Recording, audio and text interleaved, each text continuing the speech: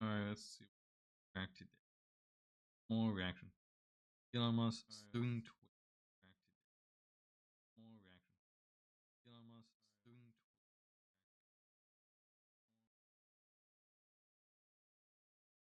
That's not good news at all.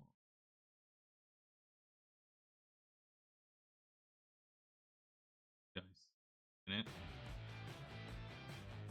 like everything Clownfish Hey guys, does. welcome back to Clownfish TV. This is Neon. I am here with Geeky Sparkles. Oh yeah, that's why you're And we have another wrinkle on two stories, actually. We're going to talk about X advertising and Elon Musk's lawsuit against the people who boycotted X.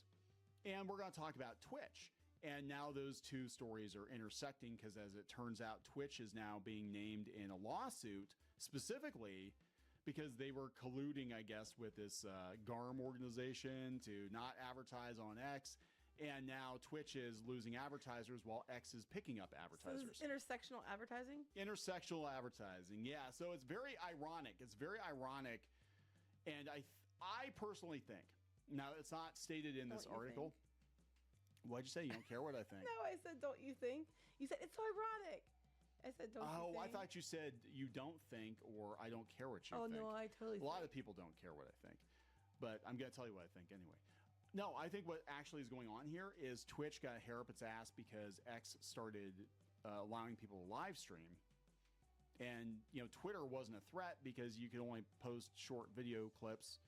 Now, all of a sudden, Elon Musk, one of the first things he did was be like, hey, we're going to allow live stream video, which is eating into Twitch's. Yeah, but Twitch has been in trouble a lot. Oh, like, God, yeah. you know. So it looks like they're mostly suing from like trying to get rid of the advertisements. I know Twitch is kind of in trouble with advertisers. So like what happened with Hassan and a bunch of content streamers back then. Usually pretty big,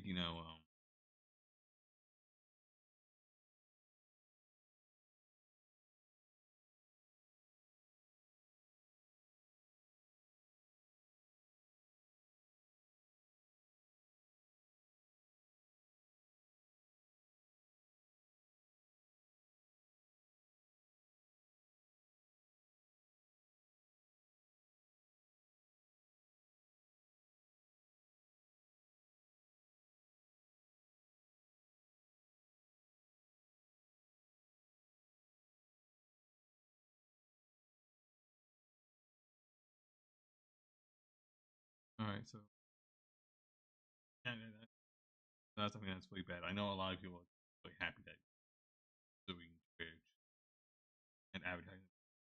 They are a private company, and X, Twitter is also a private company.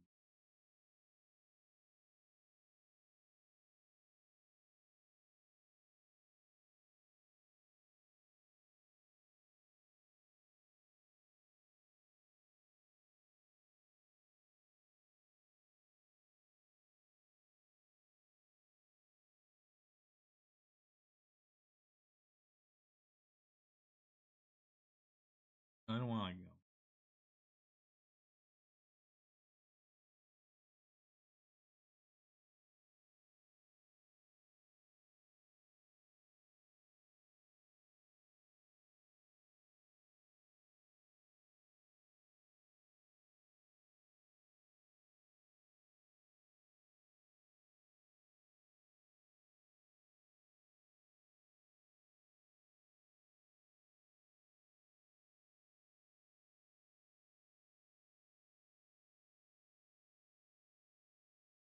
gotta be something good.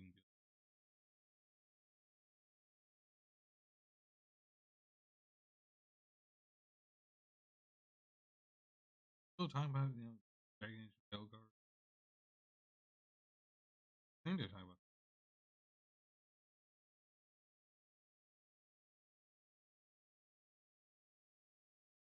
No,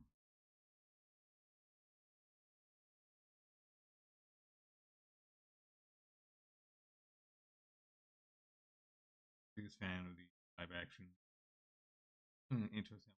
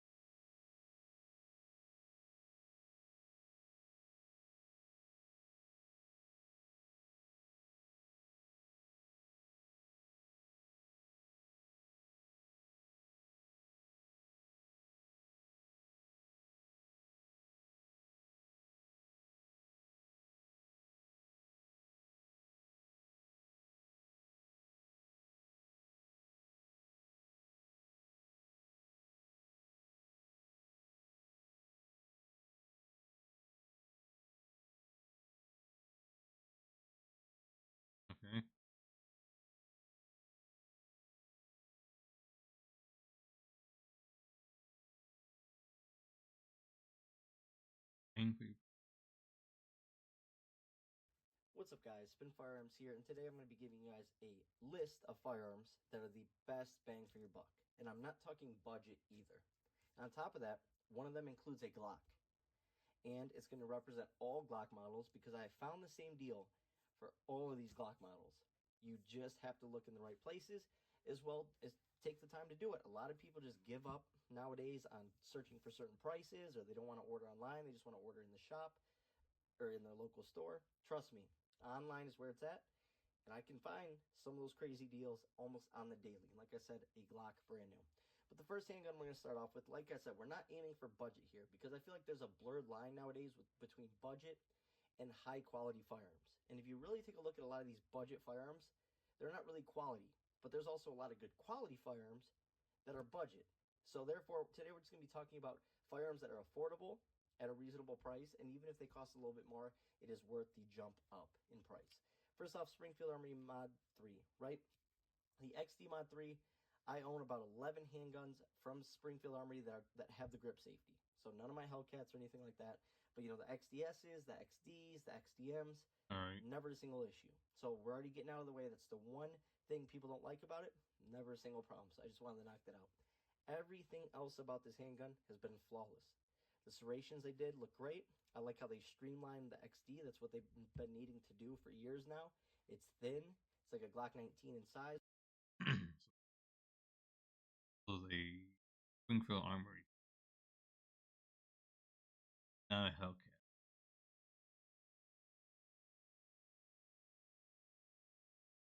$400?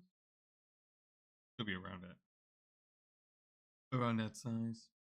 Price range. But more ergonomic. Really big, comfortable grip right here. 16+1 capacity. Good quality mags. Good sight picture. Optics ready. Comes with a rail. And that trigger is probably the highlight of that handgun. It's the XDM trigger, basically. So a little spongy, but it's not terrible at all. And it's so easy to land shots. It's like they took the XDM and XD trigger and mushed it together and got rid of all the junk, right? All the sponginess and stuff like that. So a really, really nice shooting handgun. I'm not big into full-size handguns or compacts. I carry micro 9, subcompact, stuff like that. But this handgun has been awesome, and I'm trying to branch out and keep it consistent amongst all handgun owners because some people do like to carry full-size or compacts. I'm just not one of them. Next up, I just don't see enough people talking about it for its price. $350. And nowadays, the $350 Shield Plus gets you the Optics Ready version. The M&P Shield Plus. I heard of this one. Heard about like the Springfield Armory, and I got the M&P. Heard these times. I've been seeing it as low as $340. That is insane for a Shield Plus. That is absolutely crazy. Even if you get the base model without the Optics Ready, it is a heck of a pickup. 10+1 with the flush mag, 13+1 and 15+1 are your magazine options. Awesome defensive trigger, exactly what you want for a defensive trigger. I don't think there is one that's much better than that. Nice reset, nice finish. Ergonomics are something that's left to be desired if you have a certain size hands, but you throw a whole grip on there, and trust me, it's one of the most ergonomic setups out there. One of my buddies has a Shield Plus. It's his new favorite handgun. I told him to get a whole grip on there when he first got it. Loves it. And simply because Hogue did such a good job designing it that it just fits your hand so well. And Hogue grips, on top of that, absorb some of the recoil. But there's all sorts of variants of this, but obviously I'm talking the lower base model for being around $350. And like I said, all you got to do is do your research. Look around. Keep your eye. I check out PSA every single day. Because every single day a new deal opens up and you want to catch it before it's gone. So I've seen these as low as $350 even on PSA. And trust me, here's the thing you got to check out though. There are so many different variants of shields. You just need to pay attention to which one's which. You may just see 9mm 1.0, 9mm 2.0, 9mm 2.0 with tritium sights, 9mm 2.0 with thumb safety. Those aren't the Shield Plus. Keep your eye out. Make sure it's a Shield Plus. Doesn't matter if it has a thumb safety or not because it's extremely stiff. I've never actually... PSA them. The Armory? What are you talking about? Pretty good website. If I had a much better job, trust me, I'll be buying a bunch of nice shit. accidentally engage the safety in my life. So sometimes it's cheaper having that external safety. Next up, the Stoeger series. Now, the Stoeger STR9 subcompact is probably my favorite Stoeger handgun, but they've done great with all their handguns. Mine have been reliable. They run, and this is like a Glock 26 Stoker. clone. Obviously, they have the compact and the full size, and this takes all those mags. So you have tons of magazine compatibility, but this is basically like a Glock 26 for around $250, right? Check out this trigger. Crisp, clean. I'm taking this over a Glock 26 trigger any day of the week. It just feels good on the finger. Comes with a rail unlike a Glock 26. The one downfall of handguns like this, though, is the holster. Stoeger just made a great Glock clone, and to be honest, I like it better than the daggers. I like it better than every other Glock clone, and it's more affordable. I've never had a single issue. Comes with a stainless steel guide rod. Absolutely love my Stoeger. So that's another option out there. That's probably the cheapest. Okay, not a whole lot to say on that one. You said that was like pretty good, decent Glock clone. Under $300. I think these would have been at least 400. I think it's like 350. Cheapest on the table. Next Good up, 9 million. CZ P10S. These are still everywhere. I don't get it. 350, 340, 370. I don't get why more people don't have this handgun. Check out this beaver tail right here. Look at this. Super low. I mean, it's just so ergonomic for a subcompact. It's absolutely unbelievable. For a subcompact, it feels so good in the hand. Low bore axis, nice texturing, 12 plus 1 capacity. Takes the larger CZ mags. You can get mag sleeves to fill the gaps. Flat face trigger, big trigger guard if you live in a cold state. Amazing CZ finish that they always put on their handguns. 3-dot sights that are metal. I mean, I just don't see why CZ isn't more mainstream. I get that it's popular, but they just don't sell like SIG and Glock and Smith, and it just confuses me. Because I have the CZ P10C, I have the P10M, I have the P10S, and they're just ridiculous at how they shoot. The best part about it, by far, I think the reason why CZ is not selling so well, I think most people are buying CZ rifle or you buy CZ. other than the ergonomics, that trigger. I mean, that's about as good as it gets for a defensive trigger as well. It's still got weight on it, a nice defined wall, but just a flawless trigger pull. We're almost to the Glock, guys. Smith & Wesson M&P 40 shield. Now, I was talking about those deals. I've seen these as low as $299. So if you're in a mag-restricted state and you want more power per round, you cannot beat these. And for $299 is ridiculous. The Shield 40 in Performance Center. Now, I live in a free state, obviously. I can carry whatever size mag I want. But I still carry my M&P 40 shields. They just handle recoil so well. They're beyond thin. Once again, hoe grip. Feel good with that hoe grip. I just wish they made a double stack 40. I mean, it would probably be the best carry gun on the market, but obviously they don't. Anyways, 6, 7, or 8 plus 1 capacity, and like I said, 290. I'm sorry, I was texting someone I know. Kind of scared, kind of about hanging out with people. I let them know that I hang out with a whole lot of people. Hang out with one person. They're one. 99 for the shield. Absolutely ridiculous. It's going to be reliable. It's the way to go. Even if you just want something light, you know, hiking gun, a going to the mailbox gun, walking the dog gun, maybe not like a, you know, in the city or whatever the case may be, a backup gun, a pocket pistol, whatever. It has so many different uses for this handgun. I just love it. Last but not least, the Glock. This Glock 26 I got brand new for $400. Obviously, I put an aftermarket slide on it, but it's completely stock Glock 26. Now, how did I get it for that price? I've seen Glock 19s for $375. I've seen Glock 33s for $350. I've seen Glock 17s for $410. I've seen ridiculous deals. It's called the rebuilds. Glock rebuilds. All you gotta do is Google it, and you'll start seeing options come up. Now, they're not always available, but there are a couple of websites out there that do offer them all the time. I saw a handful of Glock 26 rebuilds on that website when I bought this one. I've owned this now for over a year and a half, 2 years, even with this aftermarket slide. Unreal. Not a single problem, no reliability issues, and everyone's going to talk about this dot, but yet you guys carry full-size Glock 17s and Glock 19s, but complain about this much surface area. It's ridiculous. But anyways, an unreal deal. Like I said, this was fully stocked. I took my Glock 26 OEM slide off, sold it for $250. bought a RMR cut slide, good to go. Some, whatever you want, some suppressor sights, whatever the case may be. I wanted optics ready.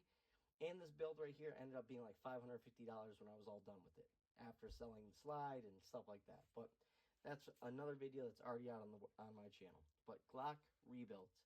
Type in Glock rebuild for sale. You will find Glocks for 400 and sometimes even below. It is absolutely unreal. Obviously, you have to pay shipping, tax, but that's pretty standard across the board for online. You're not going to be paying $550, $575.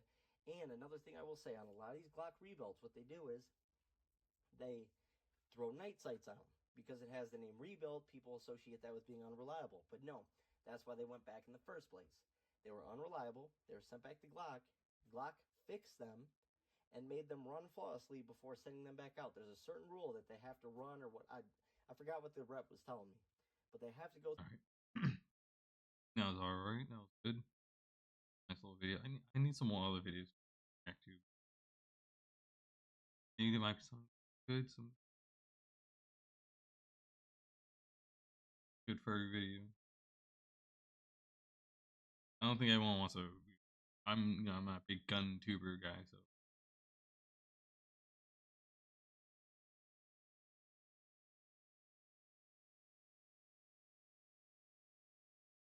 Was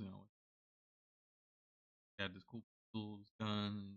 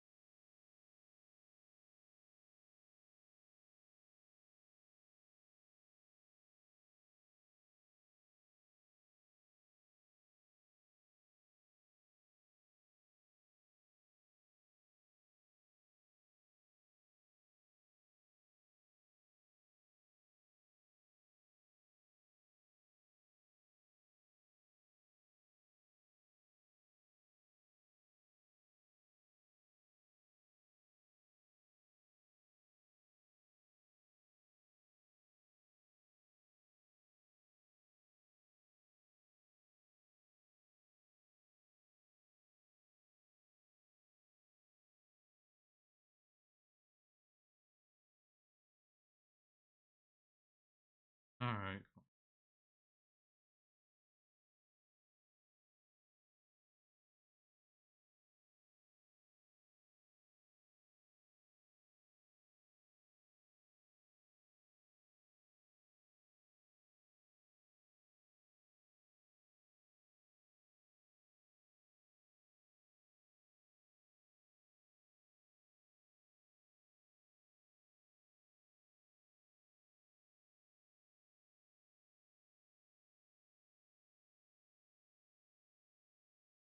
Funny.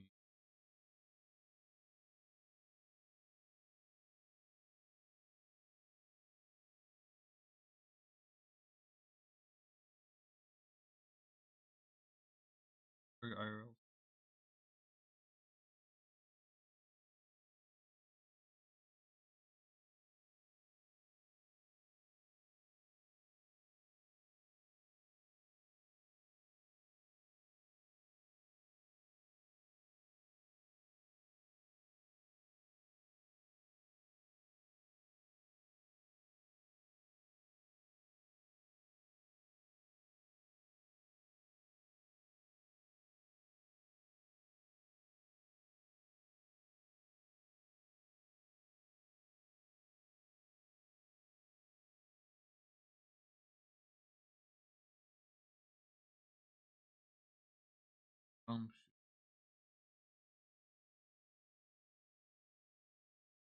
Shit. So it truly was not that long ago that the biggest issue on the right was their concern over Twitter being biased in favor of Democrats.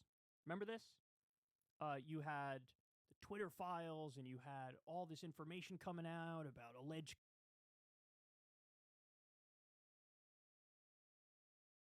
collusion between Twitter and Democrats, and they're censoring and they're doing it on behalf of the Democratic Party, bro. We saw this. It was hair on fire. Everybody was talking about it. And to just show you how lopsided our media environment is and the double standards that different people are held to, I want you to hear me out in this story and then ask yourself, where's the widespread anger? Where's the hair on fire analysis? Where's the people being fired and politicians being called out for all this wrongdoing? Because guess what? Look what we have here. X's algorithm was changed in mid-July 2024 to systematically boost Republican-leaning accounts and Elon Musk's own account following his endorsement of Donald Trump, according to a newly released computational study of engagement from Queensland University of Technology. Wow. So we'll read a little more here. The study by Professor Timothy Graham of the QUT and Professor Mark Andrzejewicz of Monash University analyzed 56,184 posts. Well, who didn't see that coming? Elon Musk, the man who owns Twitter, fully promoted the hell out of himself and the person he endorsed. Sent by a number of accounts between January 1st, 2024 and October 25th, 2024, and examined view counts, retweet counts, and favorite counts for each. The analysis found, quote, a structural break for Musk's metrics around July 13th, following which his view counts increased by 138.27% and retweets increased by 237.94%, with a similarly large increase for favorites. This was in excess of other accounts monitored, far in excess of other accounts monitored. The authors concluded that the results indicate that Musk's posts received a marked... Yeah, Musk's posts will... You know when he posts a lot? He did, it was like, oh, crazy. I mean, I think it might be right. But any of these, right-wing things like trans right or all hair having brain. increase in visibility, amplification, and user interaction that outpaced the general engagement trends observed across the platform. The unique post-change uplift for Musk's account suggests the possibility of algorithmic prioritization or bias, positioning Musk's content favorability in terms of platform visibility and user engagement. The analysis also found a large increase in view counts, retweet counts, and favorite counts for Republican-leaning accounts, but not for Democrat-leaning ones. Again, the break point for this appears to be July 13th, 2024, suggesting a platform-wide algorithm change. The authors can... I remember seeing this on. People mentioned it. Fortunately, it's been buried again. Include, quote, Republican accounts benefited from increased visibility or recommendation bias post-change. This could imply an algorithmic adjustment, potentially in the For You feed, designed to place certain content in front of more users, thus driving up views selectively for these accounts.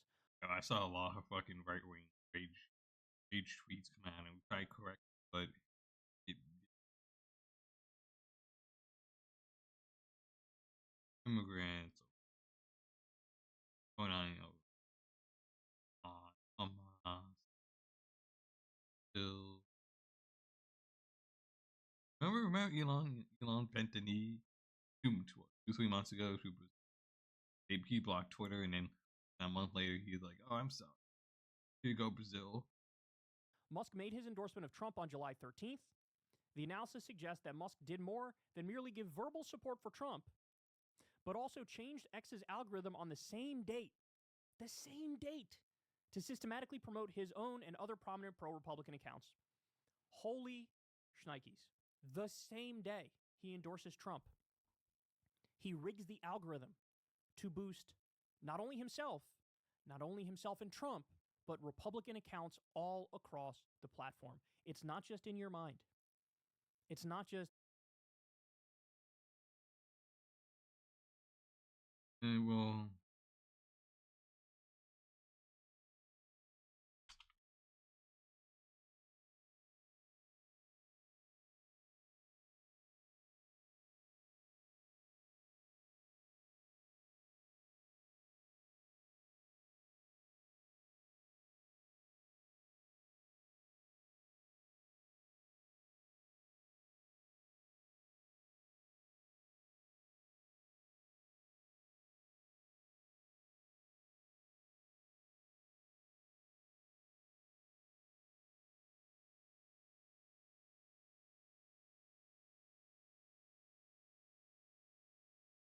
hey man, this site seems to have gotten organically way worse.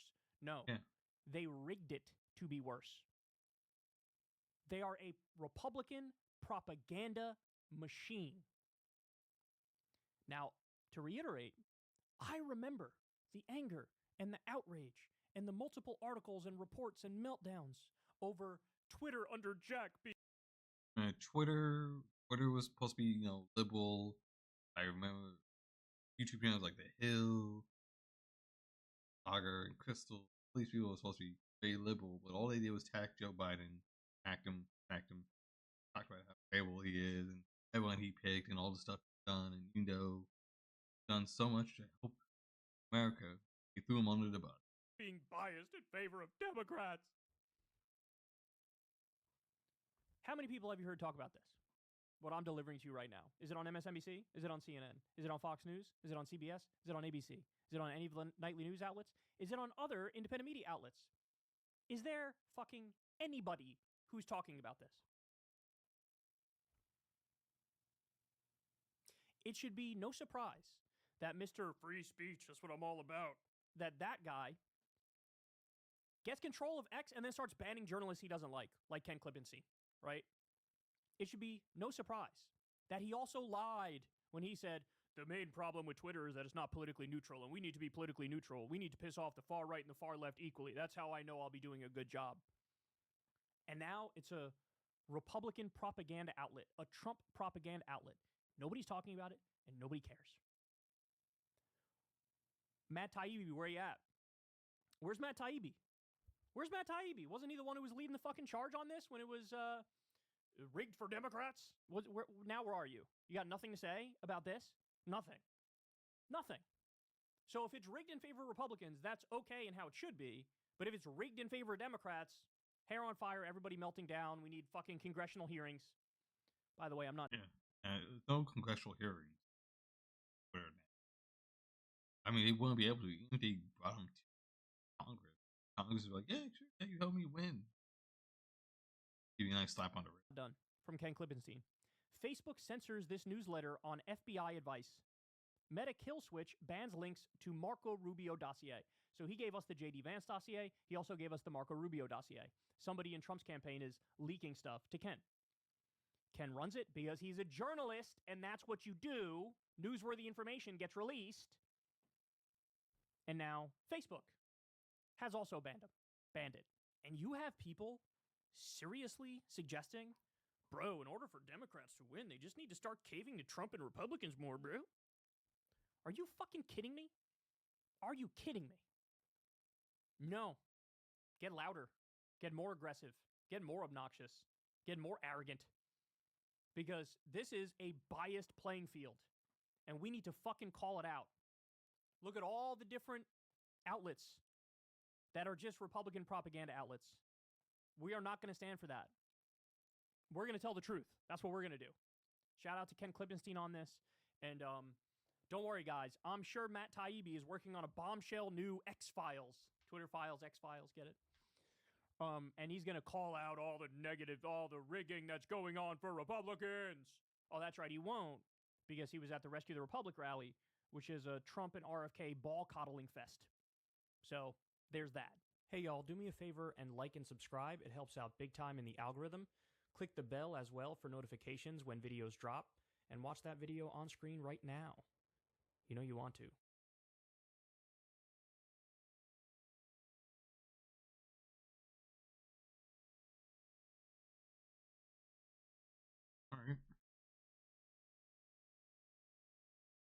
what's happening in The last 2 weeks were intense, to say the least. Not only did the US elect a new president, but the very next day, the German government collapsed. So let's talk about what happened and what that means for Germany.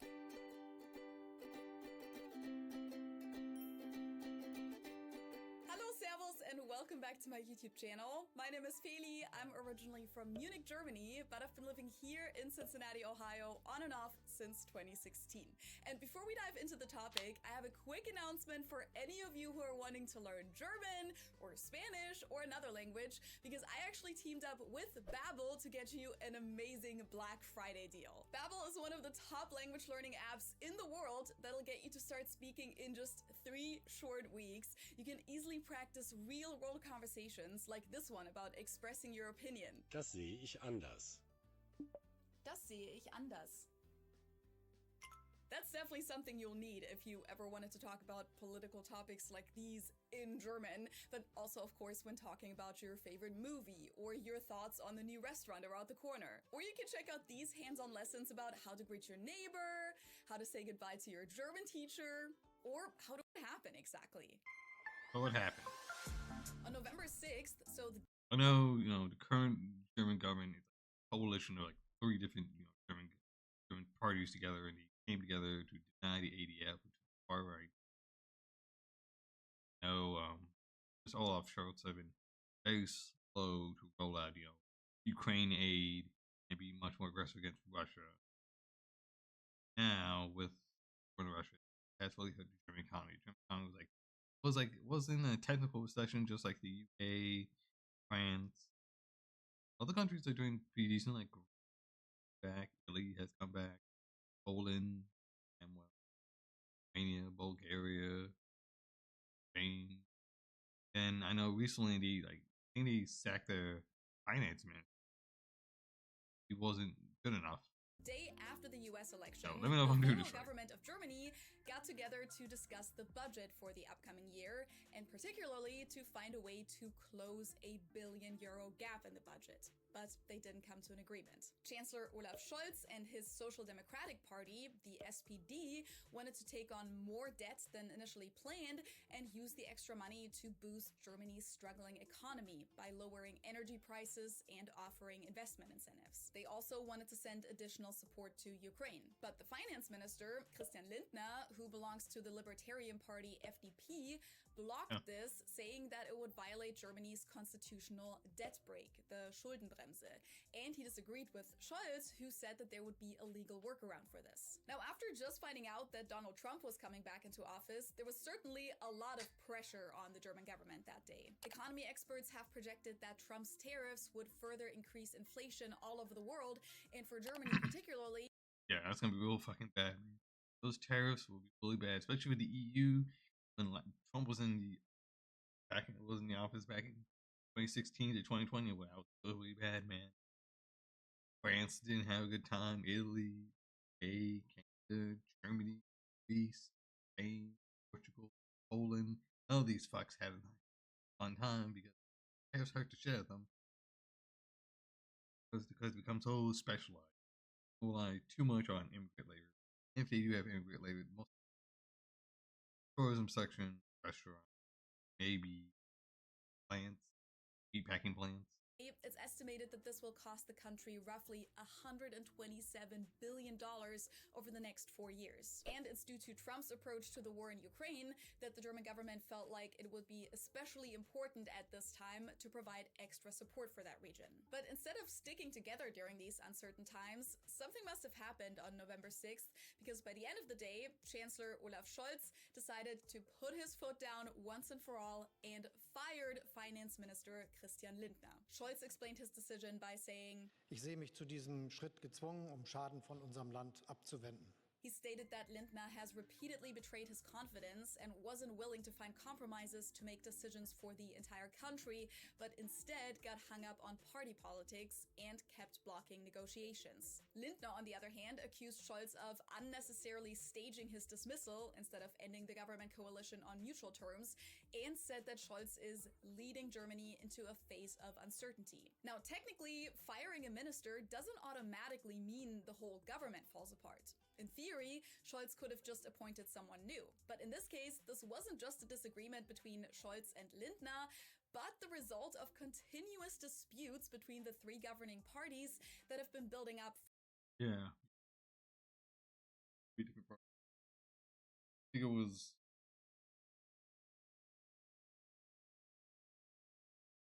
the Libertarian ones. I think it was Greens, right? I think former German Angela Merkel was part of Christian Credit Union, right? CDU, some of that. Let me know if I'm getting this right, chat. Let me know. For a while. So at the end, it wasn't just Lindner who left the government, but his entire party, the FDP, left with him, including Justice Minister Marco Buschmann and Education Minister Bettina Stark-Watzinger. The only exception was the Transport Minister, Volker Wissing, who instead of leaving the government, chose to leave the FDP and stay in the government as an independent politician for now. So ultimately, the FDP withdrawing from the government means that the current government coalition is collapsing, and as a result of this, there will be a snap election in February. But to fully understand why that's the case, we need to talk about how the— We also had a snap election and it went real bad. I think it was I think it was Theresa May. Yeah, Theresa May had a snap election. I didn't go so well. Snap elections in Greece. We had snap elections in Canada. Canada's here. You look up some videos on Canada. What the fuck is Canada going so bad now? Political system works in Germany.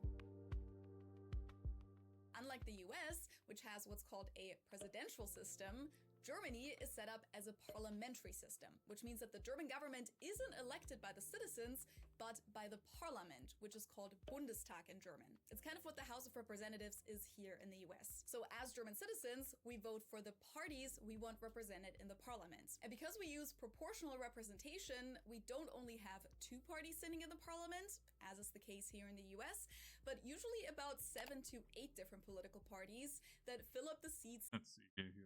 Here's the SPD, here's the Greens, the FDP that was there. You have the AF, I think it's supposed to be the Christian Democrat Union.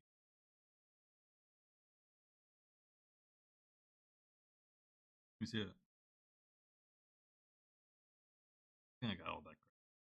This guy.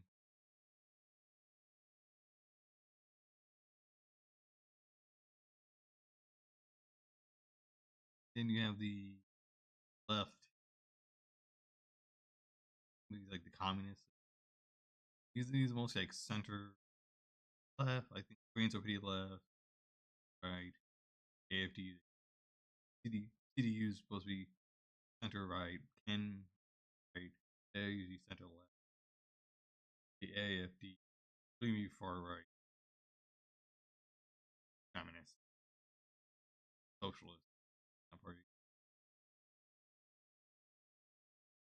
And guys have not gotten enough to win yet, AFD, but if they keep on doing what they're doing, man, they can take pretty much a big chunk of FDP and CDU's territory and become the major party in Germany in 2025. According to the percentage of votes they get from the population. If you want to know more about how the German parliament elections work in detail, I actually made a video about that back in 2021 during the last election. I'll link that up here for you. But for now, all we need to know is that the citizens vote for which parties they want in the parliament.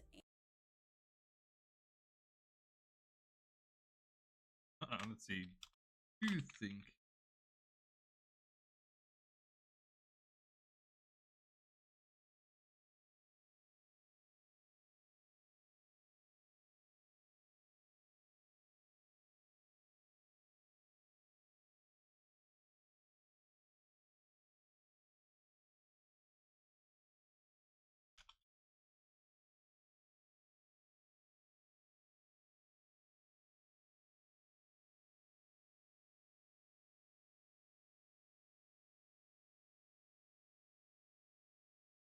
That's what I'm thinking. Because unfortunately, I think the AFD does have a chance.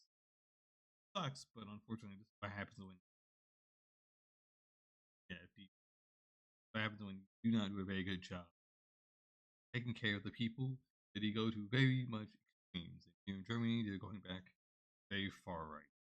Maybe not a full-on true Nazi party, but something as close as possible.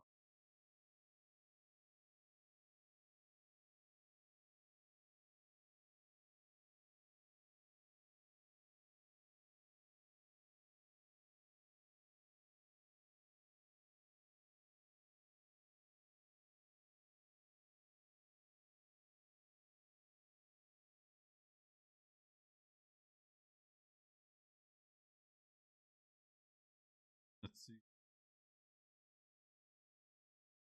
Doing a really good job, I have to say. If you want to Urban know more person. about how the German parliament elections work in detail, I actually made a video about that back in 2021 during the last election. I'll link that up here for you. But for now, all we need to know is that the citizens vote for which parties they want in the parliament and at which ratio, and the parliament then elects the chancellor, who is the head of government, or you could also say the head of the executive branch. In other countries, this position is also sometimes called the prime minister, like in the UK. And in the US, of course, the head of government is the president, but he also has some functions beyond that, so his role is a little bigger than that of a chancellor or prime minister. But let's go back to Germany. So in order to elect a chancellor, the bigger parties each nominate a candidate, and to win, they will need an absolute majority, so over 50% of the votes within the parliament. Now, naturally, every party is going to vote for their own candidate, so unless one party has more than 50% of the seats, which hasn't happened since 1957, none of the candidates will get an absolute majority. The solution to this issue is that two or more parties team up with each other in order to accumulate the necessary votes and form the government together, which is called a coalition. So right after the parliament election results are in... Yeah, that's pretty common. Coalitions, you hear that all the time, especially over there in Europe. Better with you. But in the UK, it would have been like Labour Party and Lib Dems together, Tories and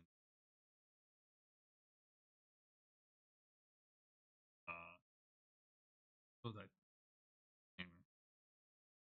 From UK, obviously Germany, it would be CDU, FDP, and the coming together. A bunch of different parties like that. I know in Austria they have parties like that. Hungary, Poland. The different parties enter negotiations with each other and see who they'd be willing to work with and which compromises would need to be made. Some of the parties are a little bit more flexible with who they could collaborate with based on their political orientation. Others are more limited, but there's typically more than one possible option for a coalition. These negotiations can take weeks or sometimes even months. That's what happened after the election in 2017 during Merkel's last term, where it took them almost half a year to finally form a government. During the negotiations, they usually talk about which party the chancellor will come from. Typically, it's the party with the most votes, which party gets which ministries, and they try to find some common ground in regards to topics that the parties might have different standpoints. She did some good stuff, but unfortunately, she was very, very too reliant on Russian gas. It made her position on the world stage, not in Europe, but the entire world stage, very, very limited. Syria, Georgia, obviously she did not make it until the official party, Ukraine War II. He was there in Crimea or in the Donbass. On. Then they sign a coalition agreement and the Bundestag officially elects the chancellor. And now the parties that are part of the coalition all vote for the same candidate, of course. Then the chancellor and the ministers are officially appointed by the Bundespräsident, the president, who is officially our head of state, but takes on a mostly representative function, kind of like the British king. In the past, we've had a coalition of CDU, which is the Christian Conservative Party, and SPD, the Social Democrats, for example. That was the case during Merkel's last term. Or we've had a coalition of SPD and the Green Party, CDU and FDP, and so on. And since 2021, we've had a coalition of three parties: SPD, the Green Party, and the FDP. party colors, this coalition has commonly been referred to as the Traffic Light Coalition, Ampelkoalition, or Ampelregierung. But with the FDP actually being a little more on the center-right side of the political spectrum, at least in terms of their economic views, and the SPD and Green Party more on the center-left side, there were a lot of disagreements in this coalition from the very beginning, which is why they've gained a pretty bad reputation for publicly fighting with each other instead of presenting themselves as a team. So with that going on for over 3 years now, did it come as a big surprise that the coalition finally collapsed? Definitely not. But I don't think anyone really expected it to happen on a random Wednesday. Even the Green Party, who is part of the coalition, didn't seem to see it coming, and they even said in their statement afterwards that they considered it a preventable step. Dennoch will ich sagen, für uns sagen, dass sich das heute Abend... And that's how it usually is with Greens. Greens are usually pretty, like, shocked and surprised. The Green Party, so they're very conscious. So they don't really win a whole lot. They have to, like, team up with bigger parties. They're the ones who get, left out, or if something does happen, one's, like, left holding the bag. Falsch und nicht richtig anfühlt.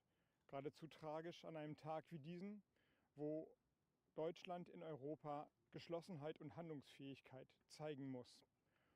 Wir wollen auch sagen, dass es nicht nötig gewesen wäre, dass der Abend so endet. Es ist nicht gelungen, die Haushaltslücke zu schließen. Dabei waren Lösungsmöglichkeiten auf dem Tisch. Now, what does all of this mean for Germany moving forward? What happens next? For now, Olaf Scholz is still our chancellor and the government is still in office. The SPD and the Green Party have replaced the 3 ministers who belonged to the FDP with people from their own parties, and they're now what's called a minority government, since without the FDP, they don't actually have an absolute majority in the Bundestag anymore, which will make it extremely hard to pass any policies. That's why this is only a temporary solution, and Olaf Scholz already announced that he will hold a vote of confidence in the Bundestag. In German, we call this Vertrauensfrage, and it's something that the chancellor can do whenever they're not sure if they're... Yeah, and I think that vote of confidence, hopefully it's not too bad. And then I think the snap elections in February. Government is still supported by the parliament, either to stabilize the political situation and create a new sense of legitimacy, or to initiate a snap election. That's what's going on in this case, because Scholz is expecting to lose the vote of confidence, which then allows him to ask the president to dissolve the Bundestag within 21 days and request new elections, which will have to take place within 60 days of that. The last time a German chancellor asked for a vote of confidence was in 2005, by the way, when Chancellor Gerhard Schröder won at early elections and ended up losing against Angela Merkel, who, as you probably know, went on to be our chancellor for a whole 16 years. Now, technically, Scholz doesn't have to dissolve the parliament, even if he does lose the vote of confidence, because it's totally legal and possible to govern as a minority government. We just recently had a minority government on the state level in Thuringia, for example, and they might actually end up with another one for the next 4 years. But especially on the federal level, it's not very practical long term, and as a politician who wants the best for their country, it wouldn't really make a whole lot of sense. And mostly minority governments will not. Pretty bad for them. To cling to that. The vote of confidence can also be done the other way around, by the way, which is then called a konstruktives Misstrauensvotum, or in English, constructive vote of no confidence. So in that case, the parliament initiates the vote and has the option to elect a new chancellor if they want. Now, ever since Scholz fired Lindner, there have been a lot of discussions in Germany about the timeline of all of this. Scholz initially suggested to do the vote of confidence in January and then have the elections in March. He wanted to make sure that some of the bills that the government has been working on could still get passed before the end of the year with the support of some of the opposition parties. Especially the budget needs to be figured out. But in response, some of the people from the opposition accused him of clinging onto his position as chancellor and requested for the elections to take place earlier. But then again, there were city administrations who voiced their concerns and said that it's not possible for them to organize an election that quickly because that requires a lot of logistics that they hadn't planned for. And a lot of the political parties asked for a little more time to nominate their candidates and prepare to campaign, especially with the holidays coming up. Particularly smaller parties who aren't already represented in the Bundestag or in one of the state parliaments are struggling because they need to collect thousands of signatures first to even be on the ballot, and those parties don't typically have any full-time staff, but rely on volunteers. But after a lot of back and forth, the big parties have finally found a compromise and announced this past on February. Pretty quick. Got some time to kick.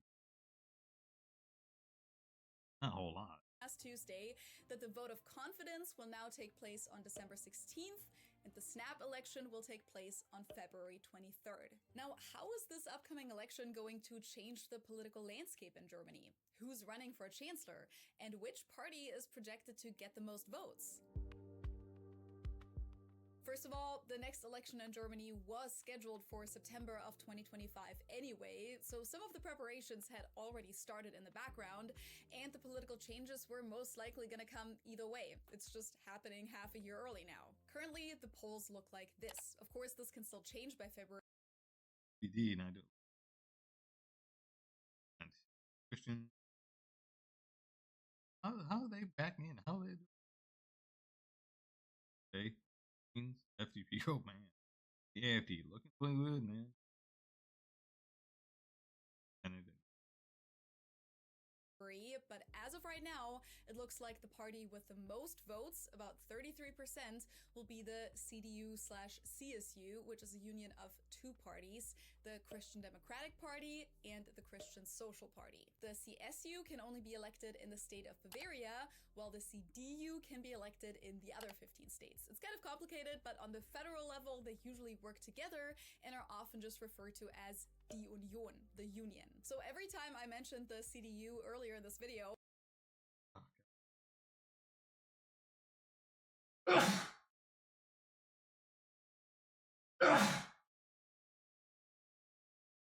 right? I actually meant both of them. This is the party that Angela Merkel was in, and they're considered one of the big Volksparteien in Germany, people's parties. They can be described as center-right or Christian conservative on the political spectrum. Their chancellor candidate this time is Friedrich Merz, who's considered one of the more conservative politicians within the party, and the way it looks right now, he will most likely become Germany's next chancellor. The second strongest party on here, with 17% of the votes, is the AfD, which is a far-right party that's been gaining a lot of support in Germany over the last few years, even though they were only founded in 2013.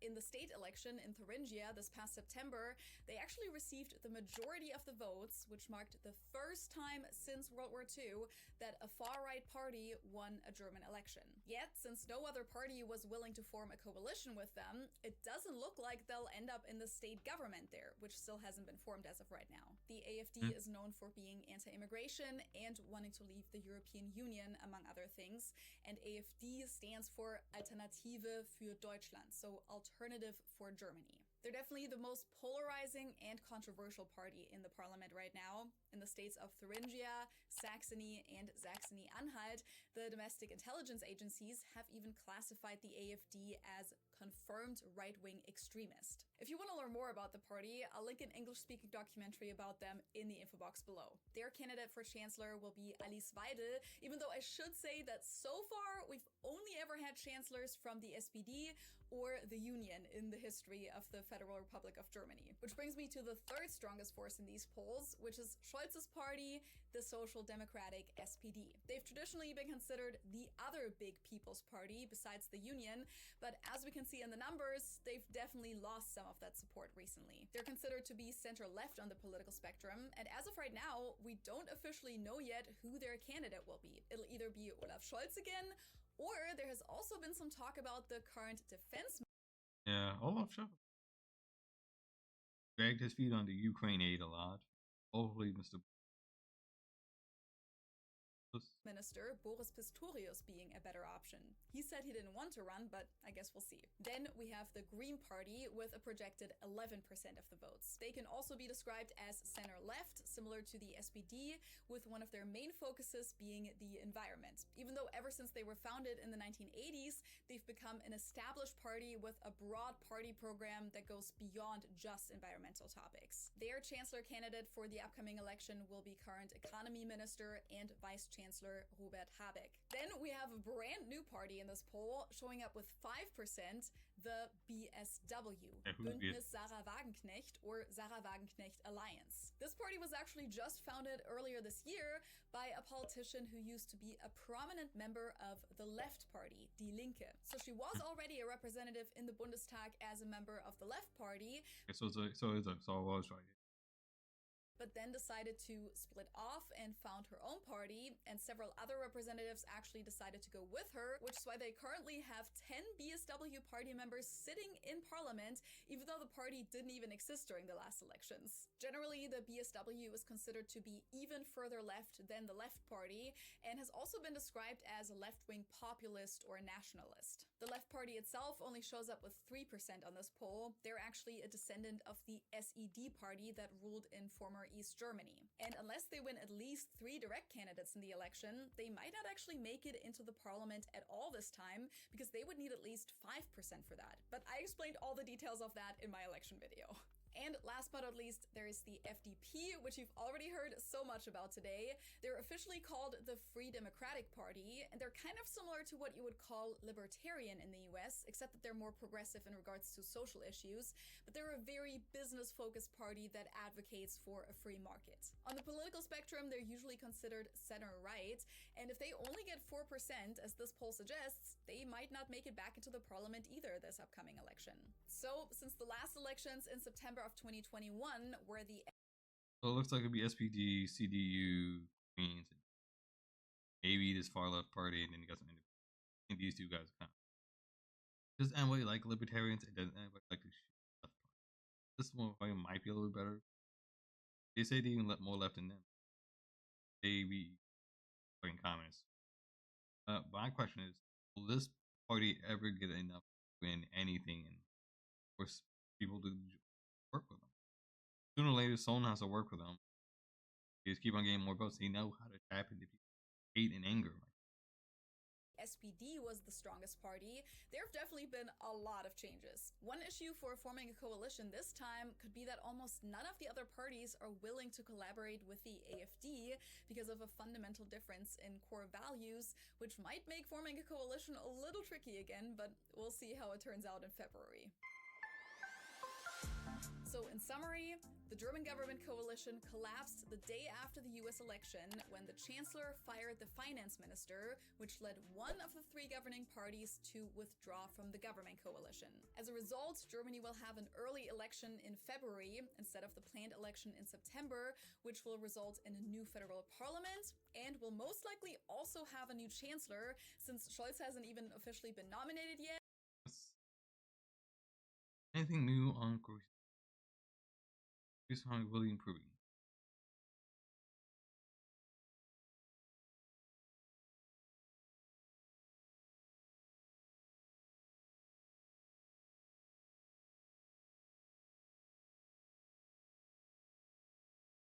This is it.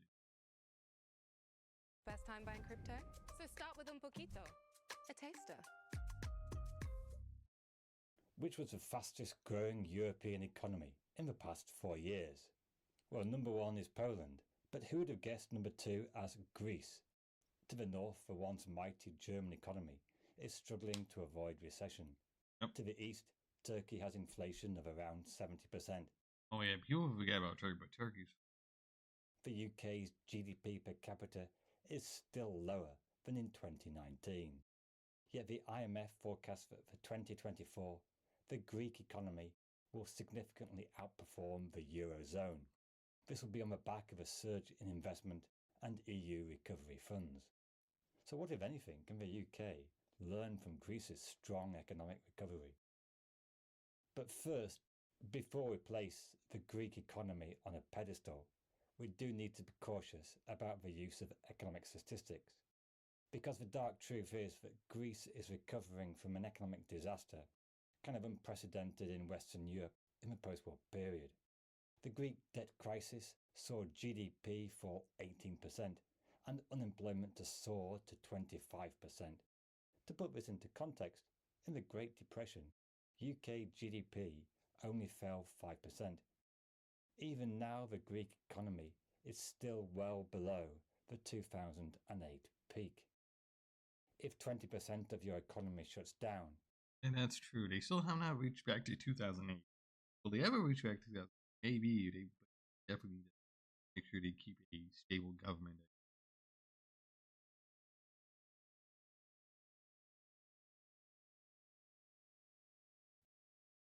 You would expect to see much faster growth as you recover, and this explains some, although not all, of Greece's recovery. In fact, the first lesson the UK really needs to learn from Greece is the potential dangers and... Yeah, don't cook your books. That's another thing. Greece cooked their books. Get into the European Union became a lot worse after 2004 Athens Olympic Games. Pitfalls of a single currency, especially when your economy diverges from the rest of Europe. Now, the new Labour government made encouraging signs of greater cooperation with Europe, but the idea of rejoining the European Union and in theory having to join the euro seems an impossible step for the UK. In the early years of the euro, southern countries like Greece, Spain and Portugal all seemed to get a lot of benefits from the euro without any drawbacks. Bond yields converged as credit rating agencies, incorrectly as it turned out, believed that debt was safe in any currency denominated in the euro. This proved to be a false optimism. Not only that, but the euro allowed wild imbalances to occur, and nowhere was this greater than in the case of Greece. The Greek economy had never really industrialized, and consumer goods were mostly imported. The Greek current account deficit reached 15% of GDP. In 2008, by contrast, in the UK we worried about a current account deficit of 3% of GDP. But the real problem of the euro was the next stage. The global recession of 2008 led to a slump in economic growth, a fall in tax revenues, and even... Yeah, man, it definitely really hurt Europe really badly. Bonds, bond yields, throw a lot of people away. A lot of young folks left Greece. A lot of them have now come back thanks to Brexit. And Poland came back, Britain back to Poland, Greece, Romania, Bulgaria, Germany, France, Spain. In higher debt. EU creditors demanded to be paid back, but the Greek economy was broke. Debt was over 140% of GDP. The economy was deeply uncompetitive. Now, it was, in a way, a similar story in the UK. Budget deficit was high, and the UK economy was really hard hit by the financial crisis because we relied so much on the finance sector. One difference, though, was that in the UK, the pound devalued 30% in response to this impact on the economy. And this fall in sterling helped to boost competitiveness and increase domestic demand, at least relatively. But in the euro, of course, the Greece couldn't devalue at all. Secondly, the UK retained its own monetary policy. Interest rates were slashed to zero, and the bank began quantitative easing, which kind of made borrowing cheaper. UK bond yields fell, but in Greece, bond yields rose to close to 40%. Alright, so here 2011 went.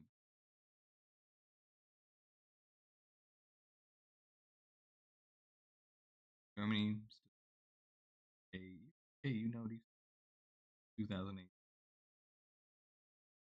still do. But it got worse, because Greece was told by the European Union, its main creditors, that it must pursue austerity. Now, this isn't austerity light like the UK, but this is a devastating cut to government spending, higher taxes, or trying to reduce debt. It was a perfect storm for economic disaster. Overvalued exchange rate, high interest rates, high taxes, and falling government spending. There was no relief at all. Basically, the Greek economy was told to restore competitiveness through a massive recession and fall in wages. The austerity measures were so severe, they caused a vicious cycle of falling output and falling tax revenues. By contrast, the UK austerity was relatively mild, although entirely self-inflicted. Nobody told us. led to growth in his Germany. Greece, wow. Good and negative. Spain, Portugal, Australia, but below 2%. To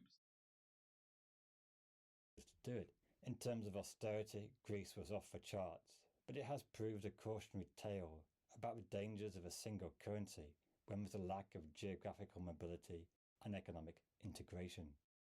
Now, if Greece was a cautionary tale about the single currency, you could say the UK made its own contribution to the European project by making Euroscepticism more unpopular, because by 2016 there was a rise in Euroscepticism, in part caused by the devastating impact of the Euro debt crisis. But Brexit in 2016 and the political and economic difficulties in subsequent years went some way to making the idea of leaving the European Union less attractive. There was a sharp reversal in attitudes to Europe.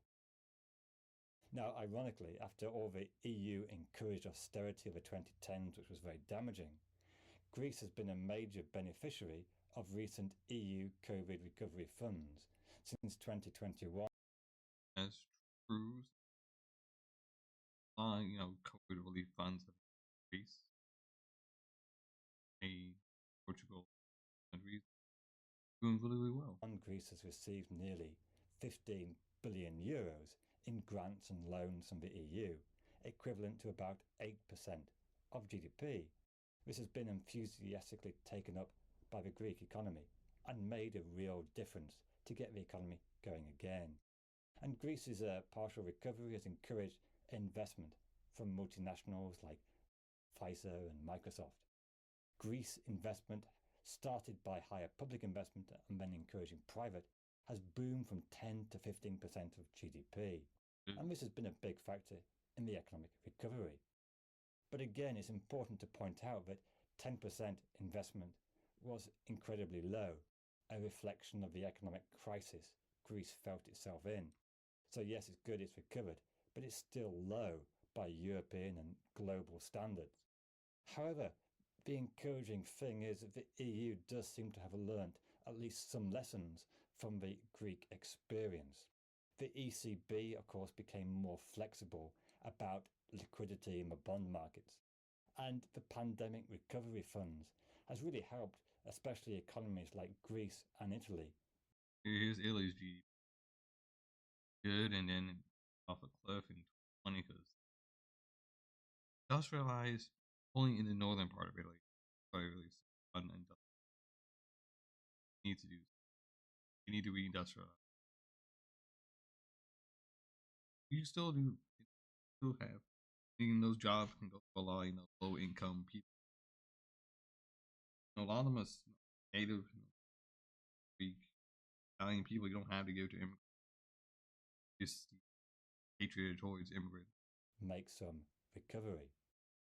Now, the new UK government keep telling us that they want more economic growth, but at the same time remain rather timid about fiscal rules. And the Greek experience does show that the best way to reduce debt to GDP is not just about austerity, but more investment as well. From the depths of the 2015 crisis, Greek debt has actually begun to fall, and the credit rating has gone from junk status to investment grade. Now, an interesting contrast between the two countries is the issue of work. The UK, big interest in the 4-day working week.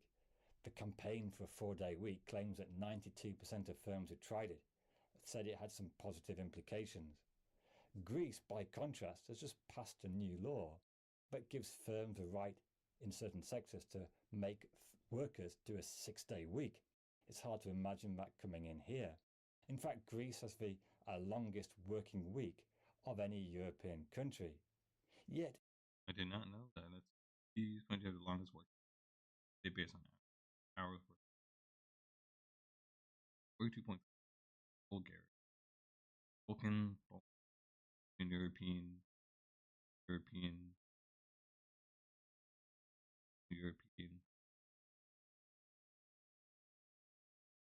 and Balkan. And UK, big ass fucking Mostly all Balkan and Eastern Europe, one Southern European country. It's a long working week. And I know the Czech Republic and Slovakia only want to call themselves Central Europe, but I still got really something to aim for. A problem for both economies has been poor productivity. UK's productivity growth very poor since 2010, despite full employment. Jesus Christ, nothing's changed since 2008. Even our productivity's gotten better here. And Greek productivity is amongst the lowest in Europe. Real economic growth and prosperity comes from capital investment, better education, which helps to improve labour productivity. Not necessarily work longer hours, but be more productive. Also, whilst Greeks may work longer hours, this is only part of the story, because another problem, shared to some extent by the UK, is that despite recent improvements, Greek unemployment is still well above the European average. Where are they now? Well, that's getting to 10%. European doing so bad with it. Employment on 5%. Wrong with you? Yeah, I know. The UK's own problem with people not working, although unemployment is quite low. Now, in the UK, we worry about spending too much on pensions, which actually is only 5% of GDP. Compare that to Greece, where it's 16%.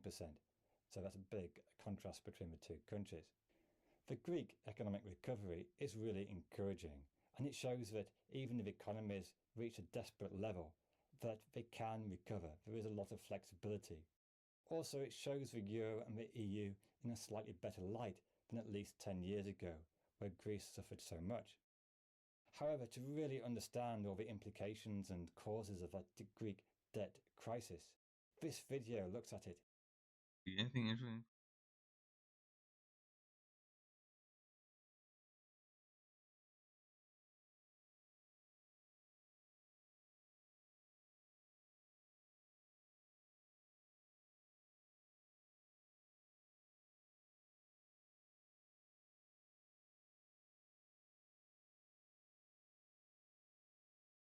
Dear.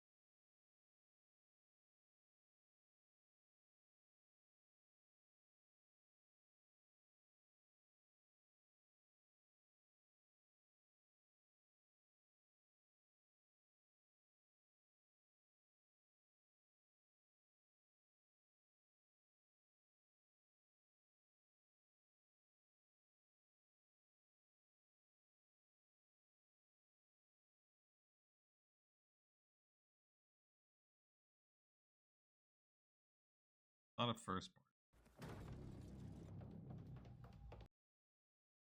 Hey everyone, big heads up, Paleo Valley's running a sale on all their meat sticks right now. You can get 30 sticks for $36, which comes out. Welcome back to What Is This Weapon? And welcome back if you've been paying attention to this very short series, two-parter, on essentially select rifles from East and West is kind of what we've covered previously. We covered the G3, German G3 rifle previously, and what that kind of means in a Cold War sense. And with me again is Ian from Cold War Conversations.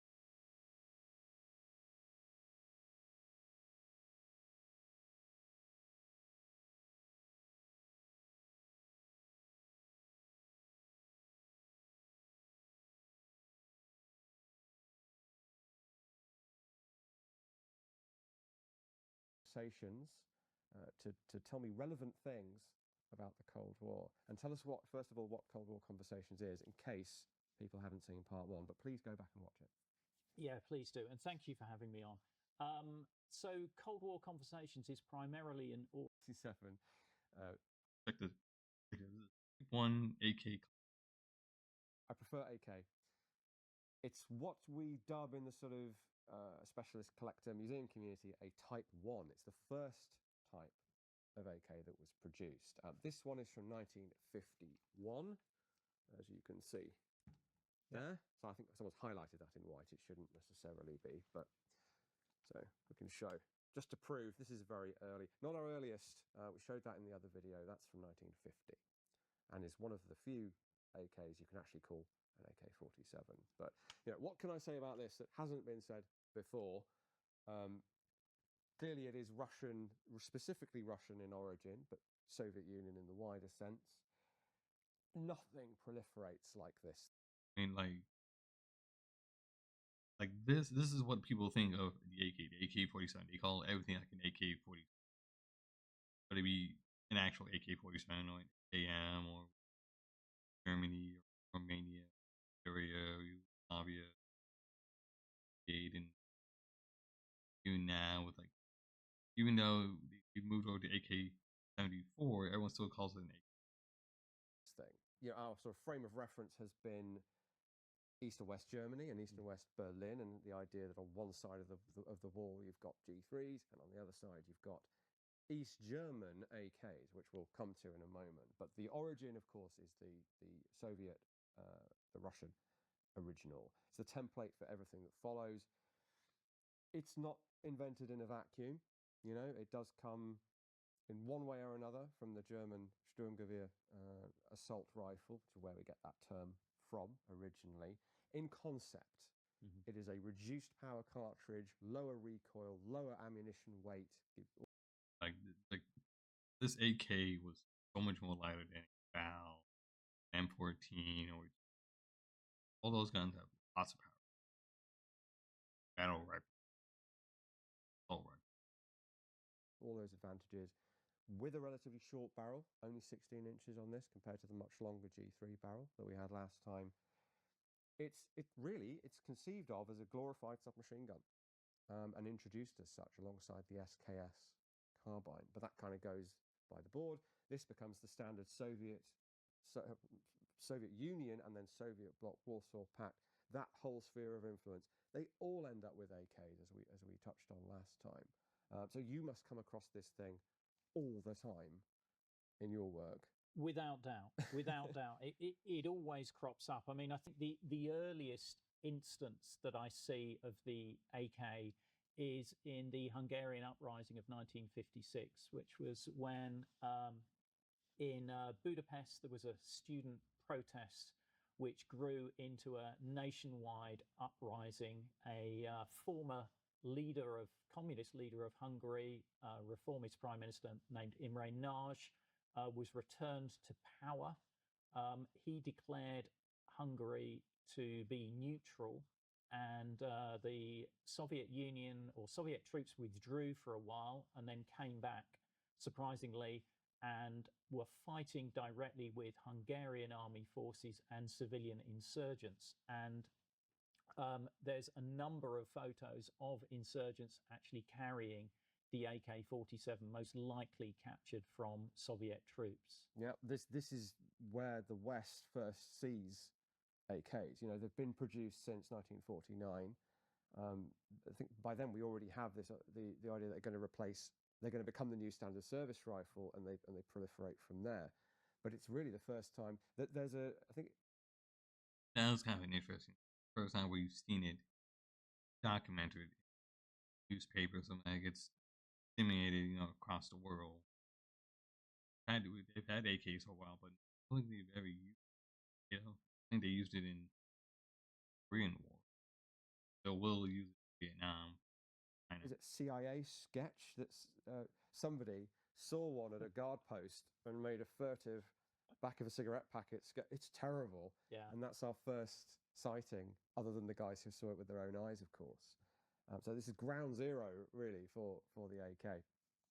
And if you go back to that earlier episode where we talk about the word AK-47 or the term, that the star AK of that is in fact a Hungarian AK-55, because nearly all, I think, of the AKs that you'll be coming across in that conflict incident are going to be Soviet made, whereas from 1955 onwards, they are making their own locally under a form of license from the Soviets. Right. This is not. This is an original, as I say. So that licensing, that proliferation of nation states in the orbit of the Soviet Union making their own versions leads us back around to that East and West Germany, East and West Berlin, Cold War, not confrontation of G3s on one side and AKs on the other. Let me just grab the East German MPI-K. So here we are. Nerdily, this is a Type 3 AK or AK-47 if you prefer, where we've got this machined lower receiver. There's the MPI-KMS later on, which is their version of the East German version of the AKM, sheet metal receiver. For the soldier, the experience is the same. It doesn't really change. I doubt many of them, well, they would have noticed a difference in weight. But this is the first East German copy of the famous AK. We've even got the bayonet attached to this one. Very important for, well, mainly guarding prisoners, actually, but does get used for other things. But we're focusing on the rifle. In case anyone's wondering, like how the heck would you tell? Well, in the sort of media that you're looking at as a historian, you're probably not going to be able to tell, other than through context. You know they're East German, so they're going to have East German MPI-Ks. Maschinenpistole Kalashnikov. Let's see. Thanks for side also. To absolutely butcher the language. The only way you'd know is if you had a close-up, which we will give you. Instead of the Cyrillic markings for automatic and semi-automatic, there isn't one for safe on this, we have the German D and E for Dauerfeuer and Einzelfeuer. Double shot and single shot, essentially. I hope I've got that right, German people. And as with all AKs, that means your single shot is the bottom setting.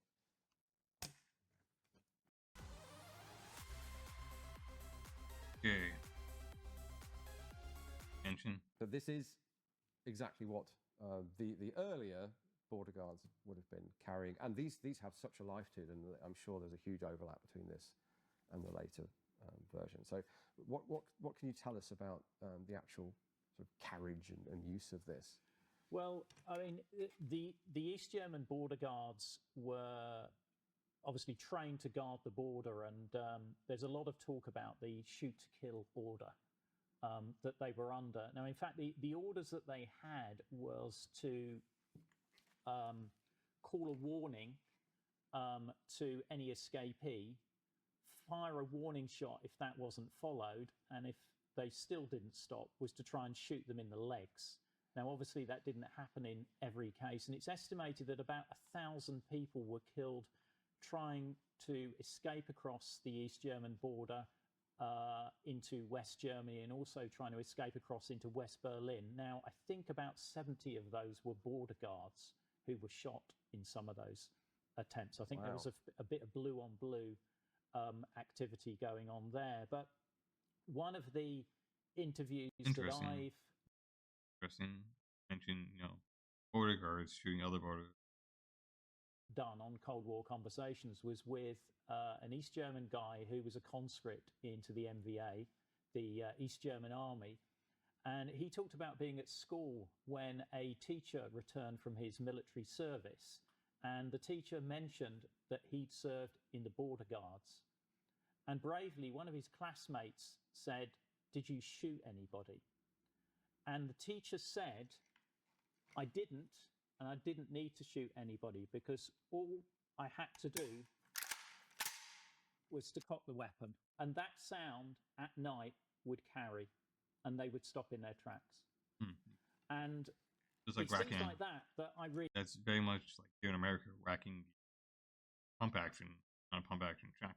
Really love about doing Cold War Conversations is those sort of details and those personal accounts that perhaps you wouldn't find in a book. But it sort of really brings it home when you know, holding one of these and seeing one of these and realizing what went on. I mean, this is East German. This could well have been used to stop an escape at some point. Yeah, that's maybe the only downside of our collection is that the number of things that have that detailed history are so few. It could have just been in an armory for all of its life, or it could have been involved in some heavy fighting. But it's incredible to kind of think about, and it stands for those things, even if it wasn't there. And you've been able to actually replicate that. You can in this space, you can get a sense of how, in the still of night, that would stop you in your tracks. Yeah, I found that quite powerful, doing that in a disturbing sort of way. I'm not used to handling weapons, and that brought it home. Yeah, no, I understand that. And we've been looking recently at decorated weapons and how they're a sort of more of a potential weapon, a kind of implied violence rather than ever actually being used for violence. This is kind of both, with the bayonet fitted and the intimidation of racking the action, as it were, before ever firing a shot. And then, as you said, you've got stages of escalation there before you actually kill someone. That's all. It's grim stuff, but it's fascinating. So, can you, beyond moving beyond Germany into the wider Cold War, you must have come across some fascinating AK stories or AK related stories. Yeah, I think one of the ones that I find quite iconic and is a lesser known part of Cold War history was the iconic photo of Chilean President Salvador Allende in the 1970s. He was a socialist prime minister who narrowly won a presidential election in Chile. The US and the CIA, needless to say, tried to destabilize his government. So there was a military coup financed by the CIA. He was holed up in the presidential palace. And there's a photo of him holding an AK-47 and he's wearing just an ordinary pullover and glasses. He looks like a professor or somebody like that. Now, shortly after that photo was taken, the presidential palace was stormed. There's a radio announcement that Allende made, and you can hear the gunfire and a battle going on in the background. He'd been presented with an AK-47 by Fidel Castro, the leader of Cuba. And there's two stories as to how Allende met his death. One was that he fought with his AK-47 and was shot dead by the Chilean military. And the most likely one is he committed suicide with that AK-47. Wow, that is quite the story. We get a bit fixated on the sort of direct conflict combat, how the rifles are designed to be used. But when you get a story like that that's so down to one individual and geopolitical significance, it's really fascinating stuff. So Ian, we've talked a lot about the sort of dichotomy, the two sides and how they have their own weapons, and they don't really cross over, but they do cross over, don't they? One side will get hold of the other side's weapons at various points in history. Have you seen that yourself? Yeah, I think a good example is Detachment A, which some viewers may be familiar with. They were a US Army Special Forces unit who were based in Berlin during the Cold War. Their role was, in the event of invasion, to stay behind and create sabotage or guerrilla units, but also to venture into East Germany and blow up bridges and any other strategic objectives. There were a couple of good reasons for Detachment A to use the AK-47. One was if they used it, then the East German troops or Soviet troops nearby would think that they were friendlies. And the second one is they might be picking up captured weapons whilst they're marauding around East Germany as well, and need to be familiar with the use. It does make sense. Tending to be, German Soviet troops using the same weapon as them, be able to sneak around something. Why is instant ramen bad for you? Well, let's break it down.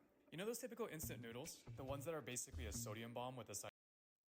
Yeah, on that first of those two points, to reference, they were booby-trapping weapons and ammo in Vietnam as well. So, and you tend to go with what you're trained with, what you're familiar with, what you trust. So, yeah, there's a period of time where the M16 isn't the most reliable thing in the world, and you've got guys picking up these things. But it's a bit overblown, and actually more interesting are instances like you've just given us there. Yeah. And I think you're right there, because I mean that unique sound profile, if you said it, it instantly picks you out if you're fighting against Viet Cong, as makes you potentially a target for US troops. That as well, and if they get unfortunately killed or captured, there's a little bit of deniability there as to who they are. They would remove all their patches and any identifying stuff, and they'd be denied. They were operating essentially the same as spies. They were treated and would be treated as spies. But then they stopped caring about the weapons after a flag that has the AK-47 on it. That's right. Yeah. If I learned recently there are 3 flags in I think world history that have weapons on them, and only one that has a modern firearm. And that modern firearm is, of course, the AK, and it's Mozambique, which allows us to circle back once again to this whole AK-G3 thing, because in the Mozambique civil conflict, it's not as straightforward as just one side only used the AK and one side only used the G3. But in that sort of mess of different weapons that we used, absolutely there are both of those on each side, government and rebel forces, and that is embodied in a couple of objects in our collection. We have a video about this as well, if you'd like to search that up. But in brief, a local artist in Mozambique created a couple of sculptures using, it's almost like swords into plowshares kind of thing, and you can readily see the buttstock of a G3, the trunnion of an AK, if you know what you're looking at. And from the sort of source material you'll be looking at, you'd find yourself picking out what the different weapons are, and they are blended together because the two sides came together in conflict and then had to try and find a way through peace afterwards. Absolutely. So we've got the stereotypical weapons of two sides. We've got when one side uses the other side's weapons. What about AK coming up against AK? There are so many of those. That must be happening as we speak, I would have thought. You presumably come across that. Absolutely. I mean, I think one of the ones that's probably lesser known is the Chinese-Soviet conflict of 1969, where both countries went to war over some disputed islands on a river in northern China. At the time, China was not getting on with the Soviet Union. They felt that they'd become revisionist and were dropping their Marxism-Leninist doctrine. That's interesting. I know China and Russia back then had a rocky relationship. I know they came to blows. Doctrine. So there was friction there. And at one point, the Soviets apparently were considering using their nuclear weapons to take out China's nascent nuclear technology that was just coming on stream. Wow. So it was a really dangerous situation. Eventually, cooler heads prevailed and they agreed where the border was. But I think over 100 or 200 troops were killed in that conflict, and it included tanks and aircraft and significant amount of heavy weapons as well. So many of these incidents that you just, unless you immerse yourself in this subject matter, you don't come across. I mean, this is the business you're in, isn't it? Yeah. And that schism between the Chinese and the Soviets is reflected in the hardware as well. We see these. They start out with this shared design, and they split off, and you can see the design lineage of the Chinese AK deviating away, not massively. They're functionally interchangeable in the conflict zones around the world today, but the markings, little details of construction that we look out for, and they help you identify. Just like a G3 tells you something about the conflict photo that you're looking at. We can go into the nerdy detail of, well, that's a slightly different AK, which means it's come from this proliferation path, as it were. Now, unfortunately, Chinese AKs are just so prolific that it probably doesn't tell you very much, but nonetheless, they are. The material culture always reflects the history, the politics, and all of that, which is why we've got you here today. Yeah, one of the interviews I did was falling from the trees above him because these Czechoslovak border guards had obviously aimed high as a warning shot, but he says immediately his friends stopped and stood where they were. DDR AK. At Harbor Freight, we do business differently from the other guys. I'm just going to skip it we around. design and test our own tools. That we looked at earlier, there is a whole series of these things. They develop through time, and different variants for the paratrooper version.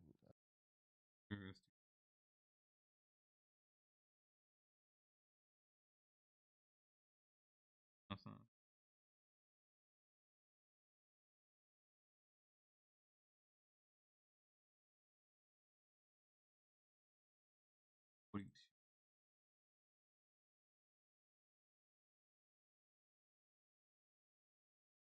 I heard this one.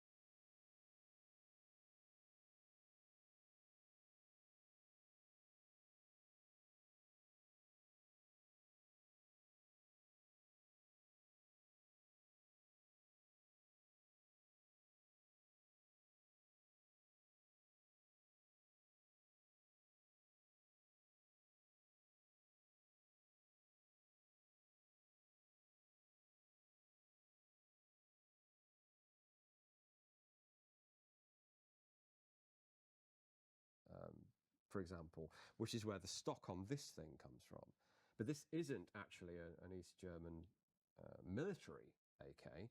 This is developed as a commercial venture, which I think is fascinating. So this is the Vega. This is the STG Sturmgewehr 942, and it's developed. It looks quite different. Very. Yeah. Very. It's developed in 5.56mm, famously a NATO cartridge, the cartridge that replaced many NATO nations' 7.62 rifle cartridge that we were talking about in the G3 episode. So time has moved on. This is developed from 1981 to sort of mid-80s, goes into production in 1988, and it's, we're getting quite portentous here with some of these dates. And it stops production in 1990. Why might that be, Ian? Well, I can't think why. It's interesting they start production of it in 88 for export, because at that point the East German economy was a basket case, but is becoming a complete train wreck. They're desperate for hard currency at this point, and the thought that they're going to try and export these to the capitalist imperialists of the West just shows how desperate they've got in terms of trying to keep their country afloat and their economy afloat. I'm fascinated by this weapon. Kind of reminds you of the Tech 2000 AK Czechoslovakia trying to make. There are various modernized takes on the Kalashnikov platform. The Israeli Galil being one, and it's kind of West in front, East in the back, if I may. Yeah. But with a Western cartridge as well. So I guess aft of the chamber, which is where the 5.56 cartridge goes, this is AK. This is East German AK. The pistol grip is new and now black plastic. This is a brand new design of very Western-looking polymer handguard. They've incorporated the front sight that normally lives up here into the gas block, which makes it look rather different as well. More like an M16, we might say, or an AR-18. And it has the flash suppressor of the M16. Yeah. So it's like it's kind of an AK in a party dress. Yeah. Yeah.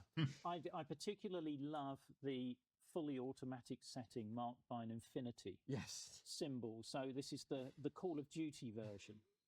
Funnily enough, this might be one of the only AKs that hasn't been represented in a Call of Duty game. But not the only nation to go with the infinity symbol for automatic. But yeah, we've moved away from the German letters for German words to an export-friendly Arabic 1 and international infinity symbol, meaning all the bullets, one of the bullets, none of the bullets.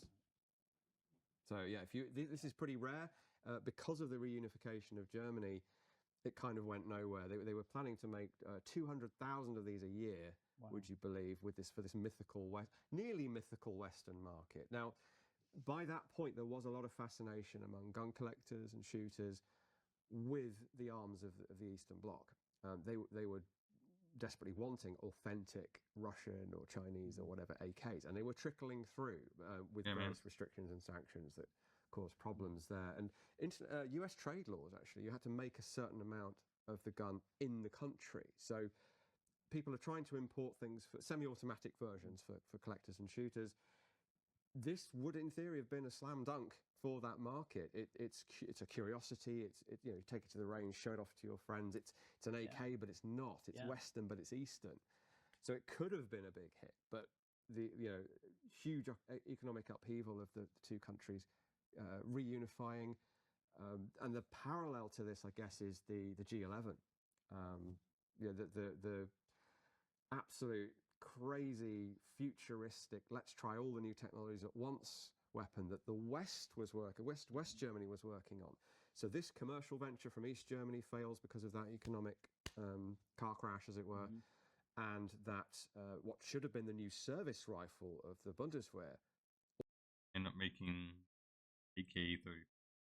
That's HK-30.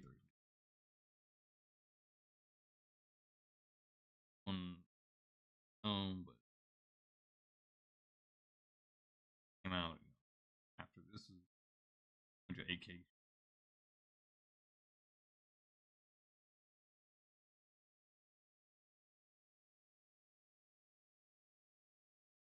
Reading this, and then this is what they have right now. U-36. Fine. They need to go back and fix it.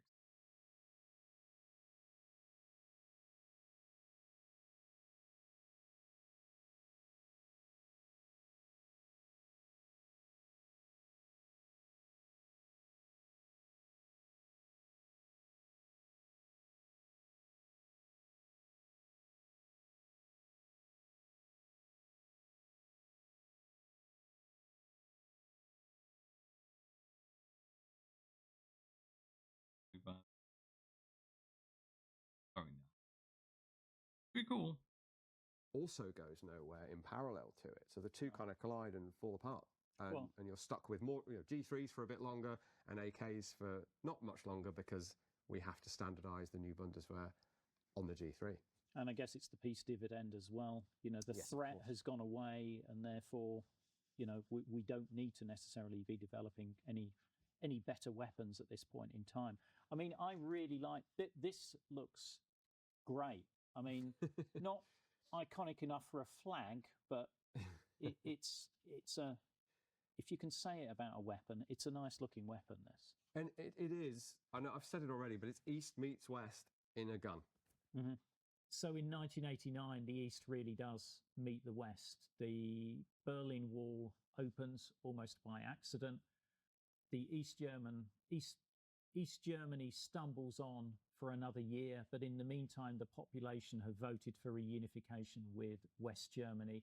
And once reunification occurs, the West German government, or the German government now, starts to close down uneconomic enterprises. And the manufacturer of the AK was one of those victims. Yeah, I mean, maybe if the Visa company, the Viga, by the way, is the Visa, the factory, the company, and GER for Germany. Maybe if they'd landed those initial contracts that I gather they were working on, that might have been viable. But I suspect there would have been enough going on behind the scenes economically that probably no company was going to be viable. They'd have to be reconstituted in some way. And West German companies wouldn't want another competitor on the block. So, and I have to wonder if, even. I mean, this could have been, for the civilian market, such as in 5.56. Would this even be acceptable as a product for Germany to export now that it's fully looking west? It's not. At the end of the day, it's just an AK. Let's focus on that cool Western Gucci kit that we now identify the West with. And was there an HK equivalent of this at that time? That's the other thing. Is there really any point? Certainly, in any government-supported way, in pushing an AK variant when you have the proliferating and excellent HK series of weapons in all shapes and sizes. So yeah, absolutely. There are, by this point, there are HK rifles in 5.56. There's still the G3. They're very modular as well, so it's easy to have a sort of mix and match approach to manufacture and adapting to what the customer wants. So H&K is where all of the eggs are in that basket pretty much at that point. Other companies are sort of resurgent under old names, and new companies come around, but H&K remains the dominant force in Germany for small arms, and still is, and international. They are a multinational company selling to absolutely everybody. That G3 series of rifles, that family, that quirky operating system that we spoke about last time, that's fading away. But they are not. They are still very much around, as is Kalashnikov, as a company literally called Kalashnikov Concern. So the two halves of this story rumble on into the present and the future as well. Well, we've covered a lot of ground in these two episodes with these two iconic Cold War weapons.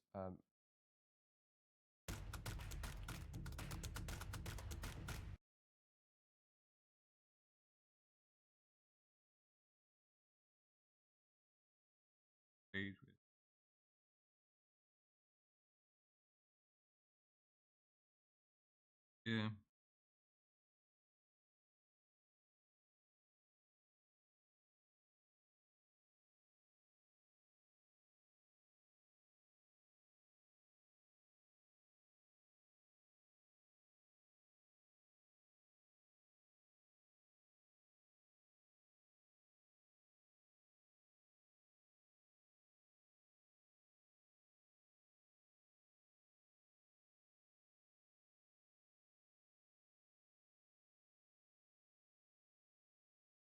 It's Lyndon McMahon. This WWF, WWE.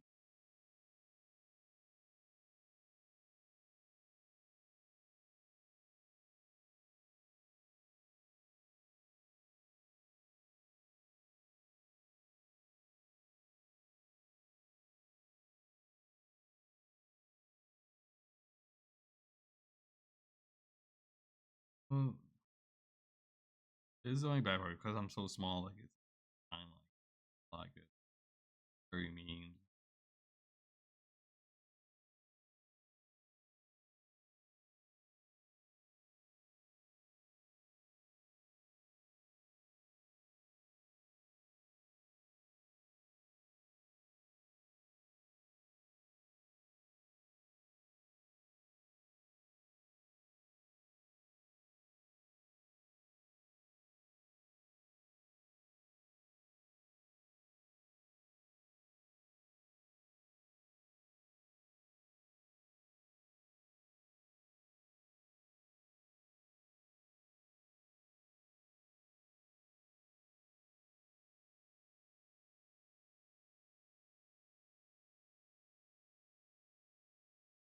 $13. Okay, let's see.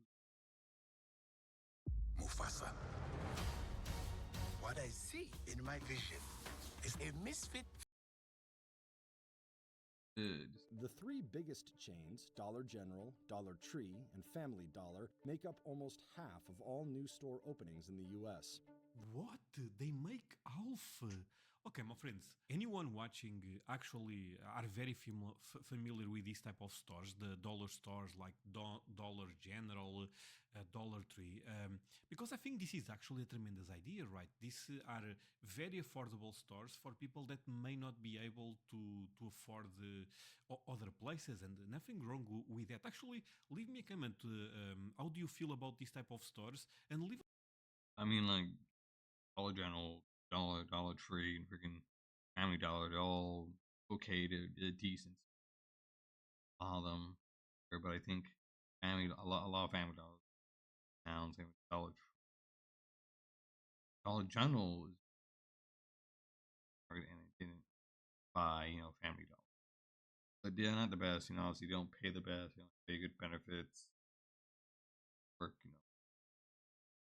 things like that. The typical scummy, retail. Like if you actually enjoy them, because I think this is good stuff. The explosive rise of dollar stores. My friends, you guys end up suggesting Well, it's this no longer video a lot dollar of times. And we got the 99-cent store. It used to exist. It went out of business. But over there in California, it had been saved. And Dollar Tree said, hey, we're going to buy out some old 99-cent store locations, goes down to other shitty store locations, goes down a shit ton of Bounty Dollar stores. Even sure if I know that well what's a dollar store is, even though the name seems quite obvious. But before I go into that, let me ask you for one thing. If you can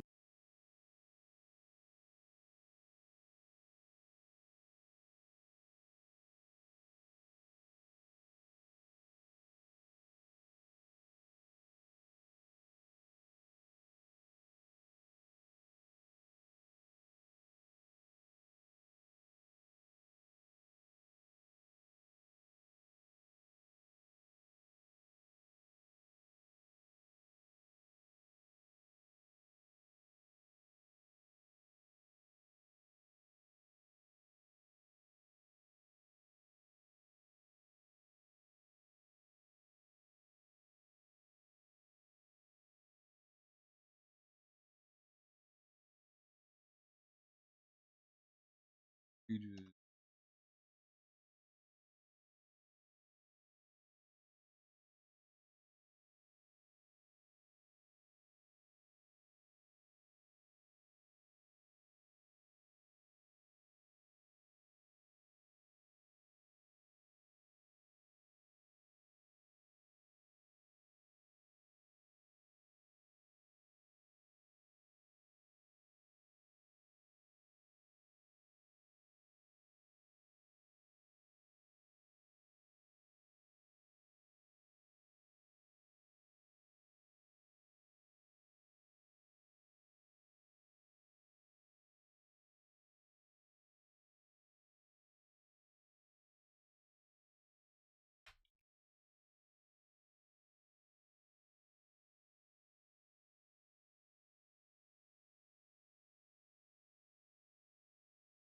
Yeah, it's doing well.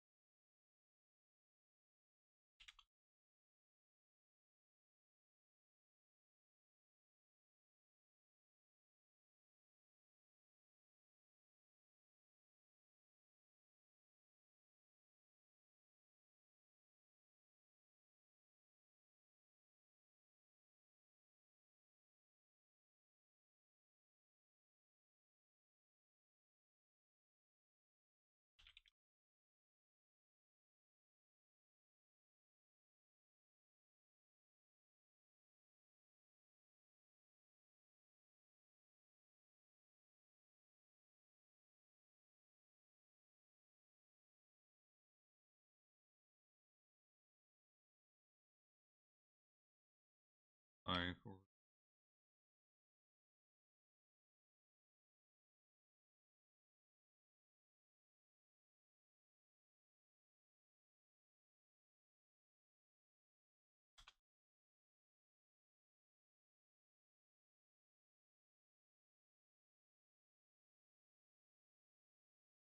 and leave a like.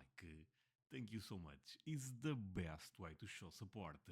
Now, if you can subscribe, well, in that case, forget about it. You make my day. Have that in consideration. Link for the original video in my description, and let's play it. Cash-strapped shoppers.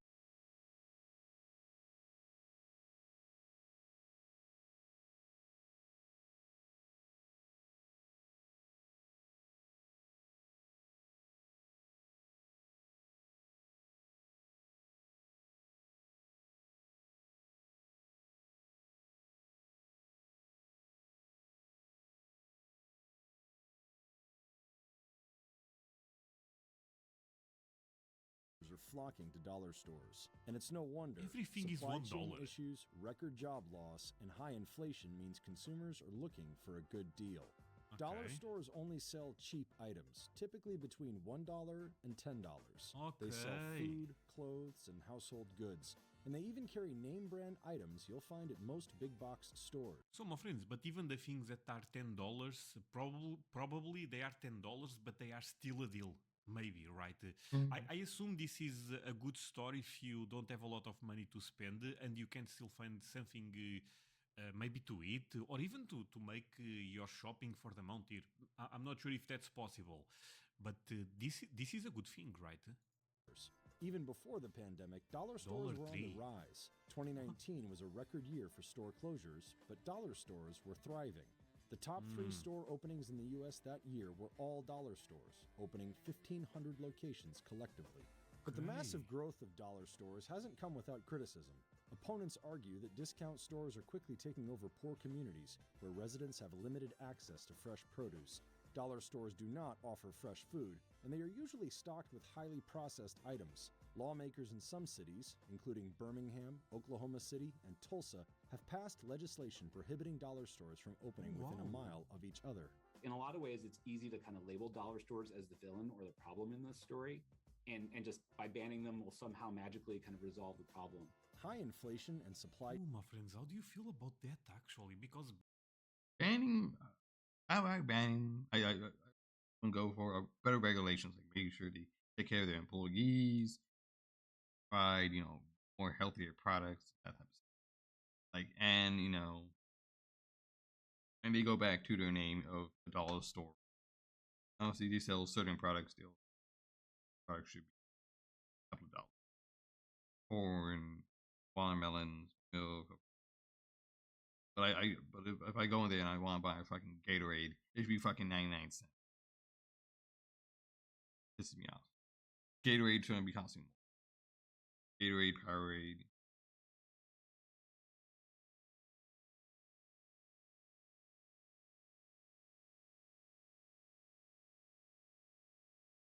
Not $3. My opinion. Banning that, I understand that maybe the food is not the best, but man, some people are struggling, right? And it's better to have that cheap meal, even though it's not the healthiest, than not having anything. Would you guys agree? Because if they ban that, I don't think they will present another solution. Supply chain issues are beginning to weigh down on margins. In the second quarter of 2021, same-store sales at Family Dollar, Dollar Tree, and Dollar General dropped significantly from the previous quarters. It's just getting more expensive to get the goods from the manufacturer, whether that be in Asia or in the United States, to the store. And in some ways, it's even hard to get the goods at all. Despite these hurdles, dollar stores are continuing on with their expansion plans into 2022, opening more stores than any other retailer. Wait, let me run this part back. I was not paying attention, sorry. I was paying attention, but I did not saw one thing. And in some ways, it's even hard to get the goods at all. Despite these hurdles, dollar stores are... Okay, my friends, I have to pause it. So, anyone watching recognizes this brand, for example, Dollar General, because I'm seeing a couple of brands appearing a lot as Dollar General, Dollar Tree, and Dollar Family. Yeah, do you guys recognize all the 3 brands, or is those are the 3 major ones. So it used to be 99-cent store. They're gone now. Look like this. I used to go to them. We used to have one near our store. 99-cent stores. They don't exist anymore. At least not here. They were saved in California, but not anymore. Then Family Dollar store. Family Dollar is owned by Dollar Tree. Family Dollar wasn't doing that good. So Dollar Tree and Dollar General bid for Family Dollar, and turned out it was not a good investment. Dollar Tree fucking a whole bunch of fucking ass. Family Dollar hasn't recovered. Family Dollar was already shit. It has become more. Dollar Tree is now turning into shit. Dollar General is okay. Fortunately, they're not all that great items. I used to go to one. It was like near my gym. I probably need to renew my gym membership and go back there.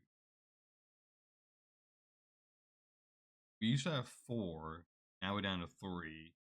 two of them are owned by the same company, Dollar Tree. Like the Dollar Tree near my house, man. That place is always fucking busy because there's only one fucking cashier. One fucking cashier, and these people have to buy a whole bunch of fucking items. I'm just coming after work and I just want to buy, a soda or a snack or something like that. It's not healthy, it's not great. I just need something for $1. Technically $1.25. Ends up being $1.35. Fucking stupid. One quite more famous than or more popular in your region than the other. And by the way, the reason I want Good.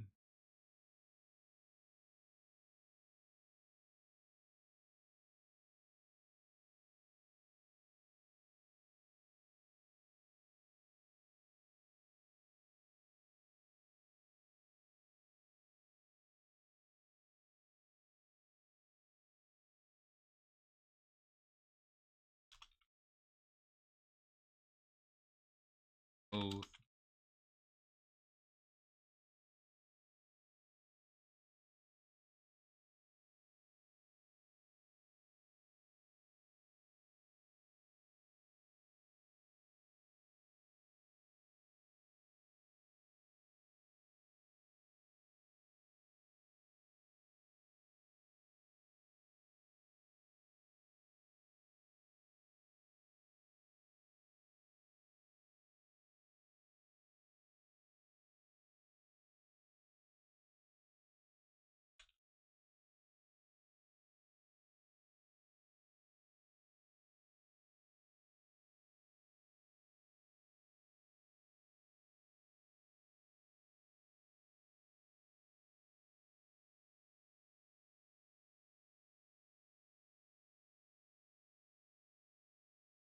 My typing.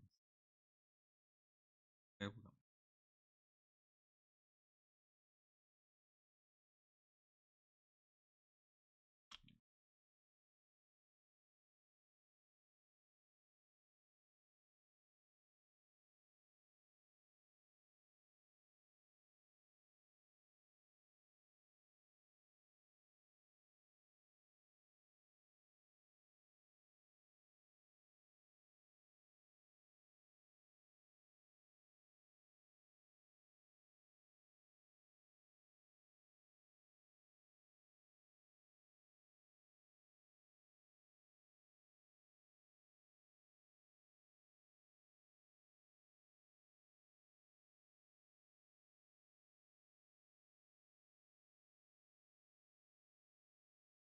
Typing skill.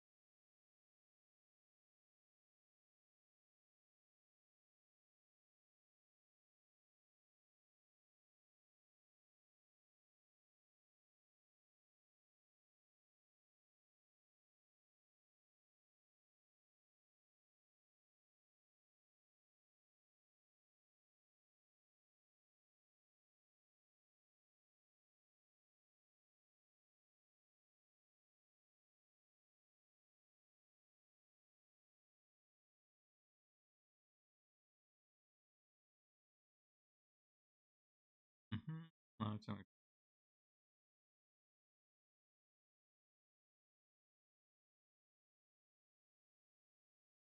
You can buy like holiday stuff, Christmas, like Halloween stuff. They already got the Thanksgiving and Christmas. All true. I was there a couple of days. I tried to buy something.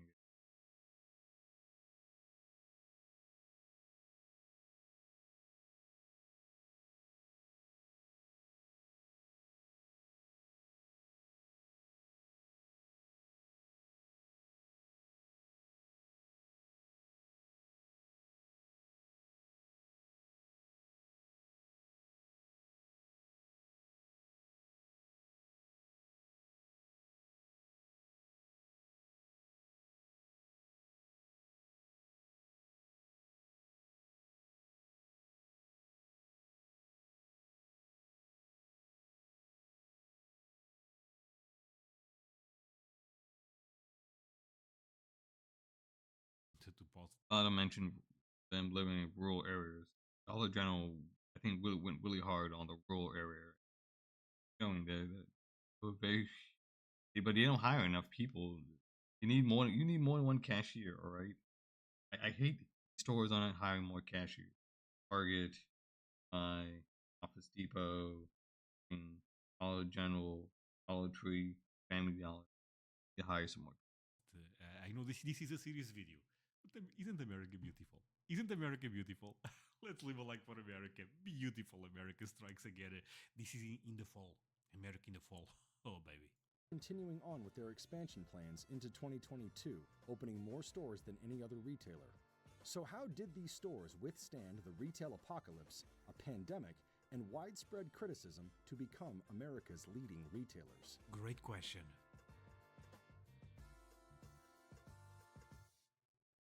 Before there were dollar stores, there were variety stores. Variety store? But variety means all stores nowadays are variety stores, I feel like. Often called penny or nickel and dime stores. Dime stores weathered the Great Depression when many other retailers were going out of business. But variety just to add some context to this, I remember when I was a kid having a store in my city that sold everything for is more or less one. It was a bit more than $1, but let's say $1. So similar to this. But it was not about food. Maybe you had some snacks there, you know, some gums or something. But it was more about even books, magazines, some type of random stuff, if you know what I'm trying to say. Toilet paper, stuff like that. To food, at least it was not that popular. And I remember years later another one opening, but I feel like those stores are not doing that well nowadays, at least in my region. Stores really took off in the post-World War II economy. The Ben Franklin chain was one of the most popular and served as the prototype for many discount stores we know today. K.R. Perry started out with a Ben Franklin franchise in Norfolk, Virginia in 1953, which built the foundation for what would be known as Dollar Tree. The first Dollar General store opened in Springfield, Kentucky on June 1st, 1955, with the concept that nothing would be sold for more than $1. And in 1958, a 21... You know, that's crazy, because at the time in 55, $1 probably could give you something really good. You know what I mean? Nowadays, $1, I mean, probably not. You don't find a lot of value, if you know what I'm trying to say. Year-old still get good value. Opened the first Family Dollar in Charlotte, North Carolina. Dollar stores had their origins in small towns and in the sort of outer suburbs of cities. And the way that Dollar General described it originally was, we go where they ain't, which meant they would go and open in small towns that Walmart or Target wouldn't go to, where there was no large supermarket or large CVS or Walgreens or anything like that. Dollar stores historically targeted low-income shoppers, but the turn of the century brought in a new demographic, middle and upper-middle-class consumers. With the success of the dollar store format, other discount retailers began popping up. In 2002, the Five Below chain was founded. I don't know any of these stores, my friends. Five Below. Basically less than $5. Yeah. In Philadelphia. It remains one of the... Hey dads, Christmas is coming. And this year, this beautiful to my daughter blanket is the softest way to say I love. The fastest. I mean, they have some stuff that's way more than $5. I think they sold like a speaker or something that was $25. Growing retailers in the U.S., selling all of its items for $5 or under. They have really proliferated, especially in the years post-recession, right? So I think we also have to think about dollar stores as a kind of retailer that's really flourished after the 2008 recession and has really kind of been able to benefit very strongly from the market that recession produced. In 2015, Dollar Tree acquired Family Dollar for $8.5 billion, making... Billion? Okay, this is a big business in America. It the largest dollar store chain in the U.S. at the time by store count. One of the reasons that Dollar Tree bought Family Dollar through a 2015 acquisition was because they knew that the $1 price point wasn't going to be able to survive forever. And so what they're really trying to do now is they believe that they've built up enough trust with customers that customers think about Dollar Tree as great value, not just $1. By 2021, Dollar General surpassed. I mean, but this makes a lot of sense, right, my friends? Expecting things to be $1 forever, since seems like this back in the day was already a thing. I think the idea of a $5 store actually makes quite more sense and is quite more up to date. And if they can sell you things for $5 that are really good, I think that's still a tremendous store, like the other one that is growing a lot. Past Dollar Tree with over 17,000 stores nationwide. That's more than Walmart and McDonald's combined. In 2020, there were more than 34,000 dollar stores across the U.S. Popular chains include Dollar Tree and Family Dollar, both owned by Dollar Tree, Dollar General, 99 cents only stores, and Five Below. The three biggest chains, Dollar General, Dollar Tree, and Family Dollar, make up almost half of all new store openings in the U.S. What? They make alpha? Okay, my friends, a real question and a very important one. Anyone watching actually... I mean, makes sense. I'm saying is like, comes to all when the new stores are opening up, a 50% chance it's going to be one of those. And you could probably break that down into almost 33%, or if it's a combination one, it would be 50-50. 50% chance would be Dollar General, or 50% would be a combination Family Dollar, Dollar Tree. Like, great. I mean, I've been to Dollar General and I've been to Dollar Tree. Dollar General was really fucking bad. Dollar Tree, I want to go there, but there's only one employee willing to doing a whole bunch of jobs, and it sucks. 99-cent store is gone. I've never heard anything good about a Family Dollar. Are very familiar with these type of stores, the dollar stores like Dollar General, Dollar Tree, because I think this is actually a tremendous idea, right? These are very affordable stores for people that may not be able to afford other places, and nothing wrong with that. Actually, leave me a comment. How do you feel about this type of stores? And leave a like if you actually enjoy them, because I think this is good stuff.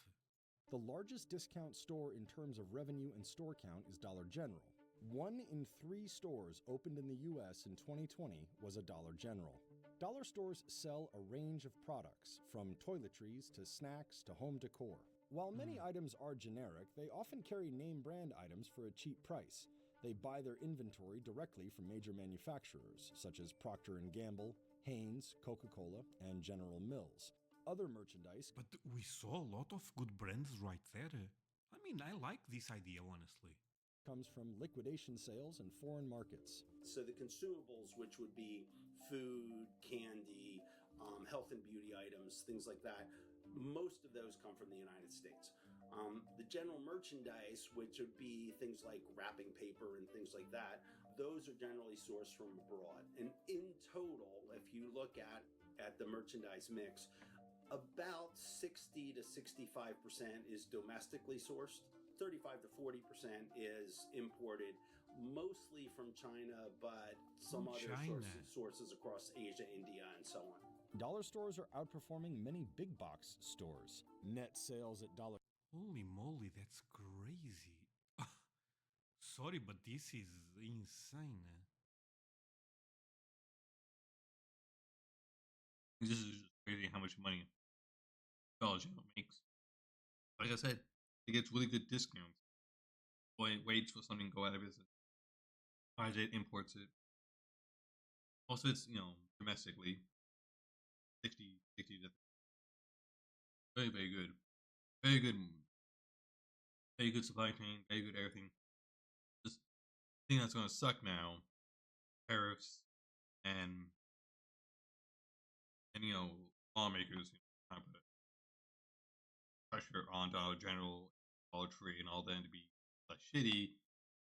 But also, Dollar General, Dollar Tree, and Family Dollar are just eating each other up. Once you have one or two, you don't really need stupid money.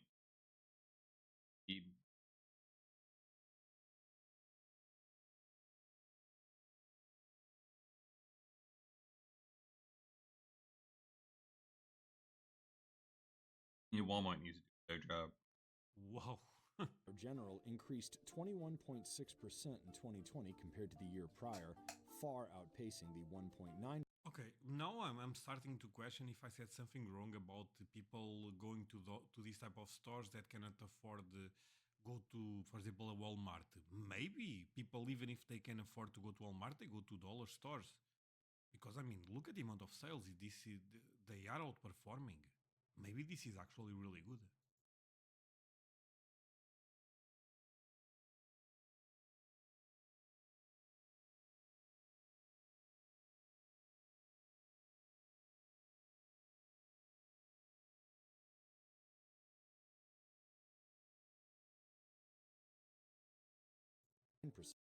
Omni Air 1200 PAC and 1600 PAC portable air increase at Walmart.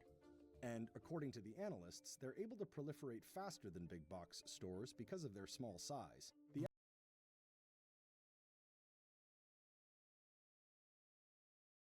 Fortunately, I left the lid open on these warheads, so they became kind of nasty. Not as sour as it used to. It was slimy. Brought this from Five Below. I have another one, so I'll eat some of that. I need to wash my hands. Sure.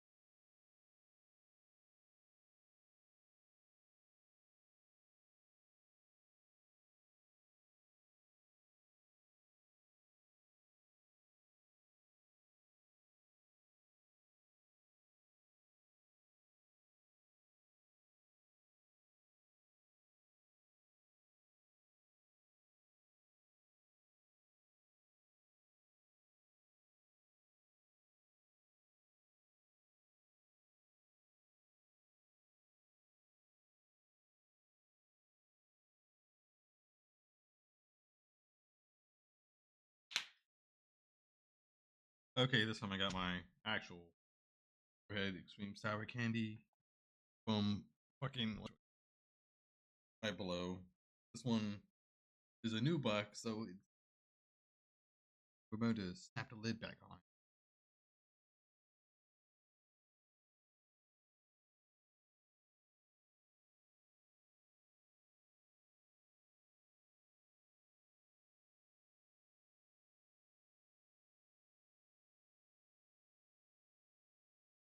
The average size of a Dollar Tree store is 10,000 square feet, compared to 130,000 square feet at Target. Okay. Very, very big, lots of even theft, stealing, and all times, that. more than 10 times smaller. Target. They can fit in a lot more spaces and in a lot different configurations of real estate, and so that makes it a lot easier for them to expand. And because they're smaller, it means you can put them a lot closer to the customer versus, let's say, a Walmart, where most likely you're going to have to get in your car and drive. The truth matters, in a lot of urban environments, that's not always practical for consumers. More than 9,300 stores closed their doors in 2019 in what is known as the retail apocalypse. As e-commerce giants like Amazon continue to grow, brick-and-mortar stores across the U.S. are losing traction and closing their doors for good. However, dollar stores have weathered the storm. They are able to withstand the move to digital because shoppers prefer brick-and-mortar stores for daily essential items. A quick trip to the dollar store is still more convenient than online shopping and waiting for shipping. The business strategy of most dollar stores is what keeps customers. That is true. No, you need something.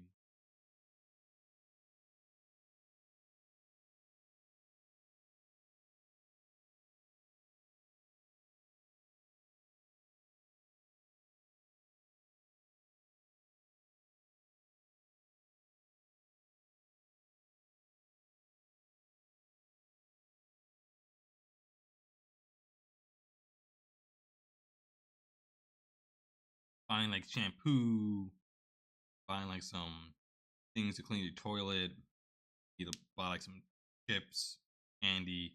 You go there for real cheap and get it. Paper towels, toilet paper. is coming back.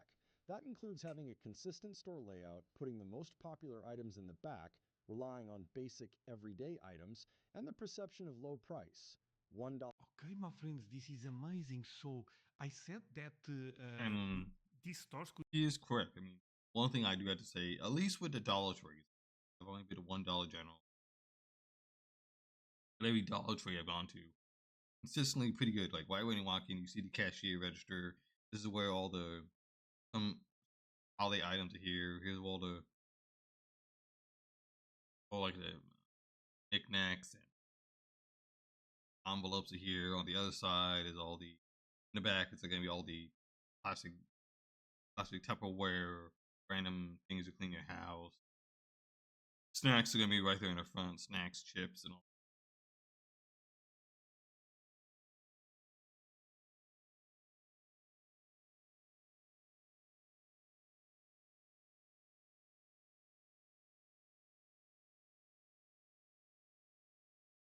Could be good for people that cannot afford to go to Walmart, for example. But I was wrong. Even if you can go to Walmart, sometimes it's better to be here because the store is small. Probably it will be quite more fast to shop. Man, I actually am. I should I visit a dollar store? And also, because it's very cheap, not a very long drive. I just wish they hired more people so they could reduce the time and waiting in line. That's it. That's the biggest problem. Any dollar store. A dollar store in America. I may do it. $1 for a tube of toothpaste at a dollar store might seem like a good deal, but an ounce-to-ounce comparison proves otherwise. Today.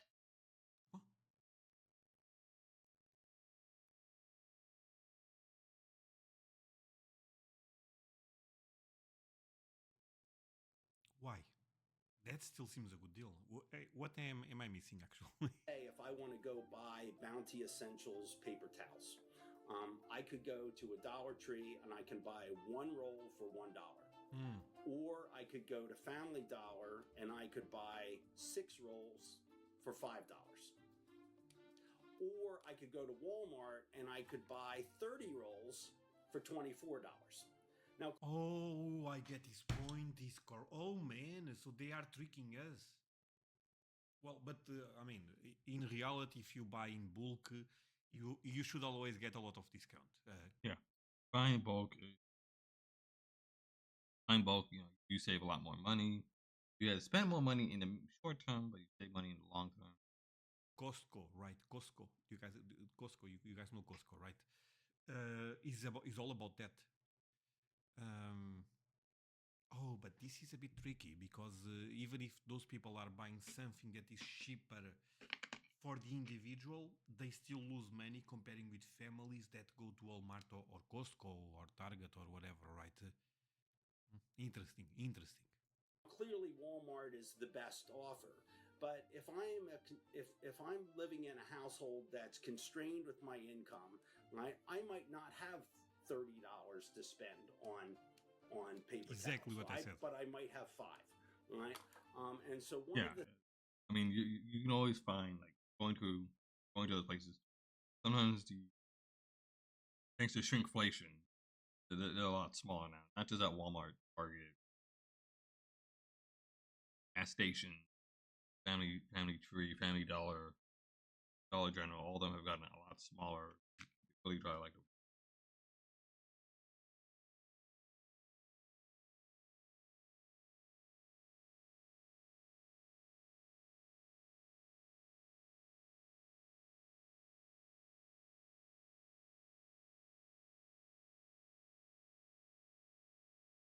It's mostly like that.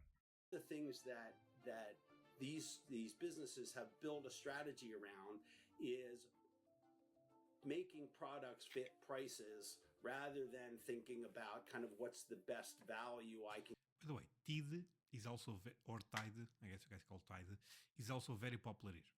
Give on a unit basis. Dollar stores have been expanding for decades. Experts have attributed it to the growing wealth inequality in America. That means more and more people are looking to save money and opting for a good deal. But the COVID-19 pandemic has accelerated those trends. In 2020, Dollar General's same-store sales reached 16%.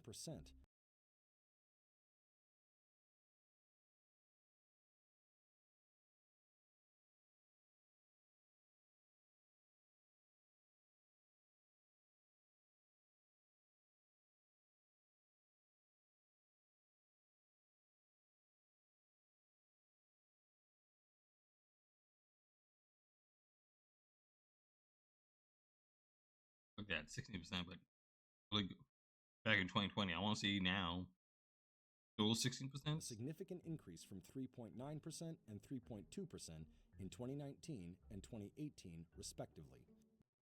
Damn, it's crazy. Honestly, you don't know. To me, this is crazy. Opponents argue that this massive growth comes from dollar stores proliferating, particularly in low-income communities that don't have easy access to fresh food. It's not just that dollar stores don't offer good options, is that they make it harder for good options to exist, because those better options, whether that's a kind of a local grocer or even a supermarket, might not feel like they can compete with dollar stores. Lawmakers in cities such as Birmingham. But you cannot buy fruit. If I want to buy an apple, not the iPhone, the real. I like keep home to. Like that's correct. You won't be able to find like fresh fruit, vegetables, all that. You need like cheap home decor, something for parties, snacks, Tupperware. You need a birthday card. Dollar stores are really good for that.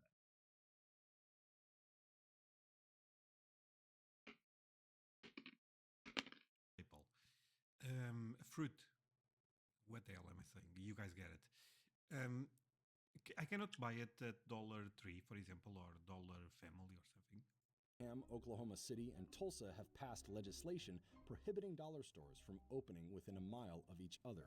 I think it's important to remember that they're more of an accomplice. They're a symptom, not the cause, and that when we've got communities, the biggest reason why he's right, symptoms. I think the biggest thing they should look at is why can't we make fresh food fresher, also cheaper?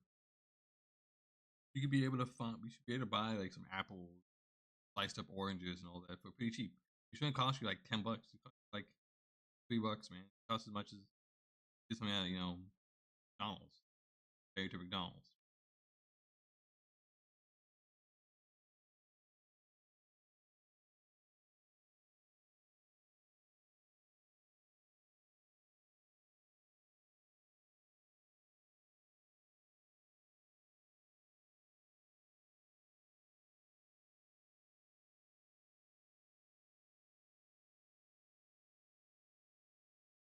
that are facing real economic problems that are systemic in nature, where we've got deep economic segregation both in rural and urban communities, that's when dollar stores appear.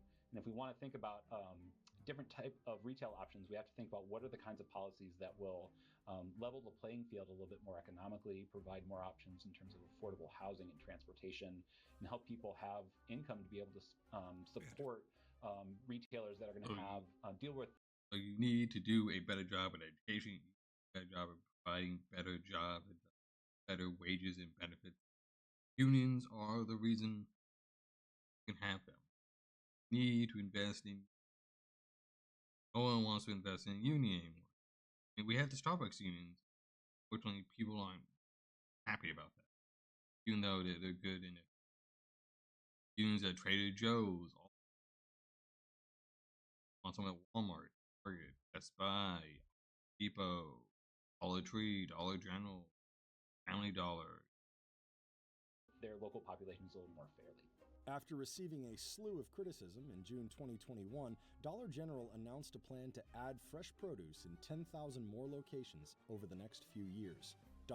See, this is amazing. I mean, this is a good move by them, really good move. Dollar Tree started selling fresh produce and meat in its Dollar Tree Plus stores in late 2020 and plans to expand this format to 500 stores by the end of fiscal year 2021. Dollar General. So, my friends, this video is a bit old. You guys can update me on this. Please do it, my friends. So tell me in the comments, do you guys find fresh food more often now in these type of stores? Because if that's happening, I will be so happy. Dollar Tree, 90. Because I mean, there's another.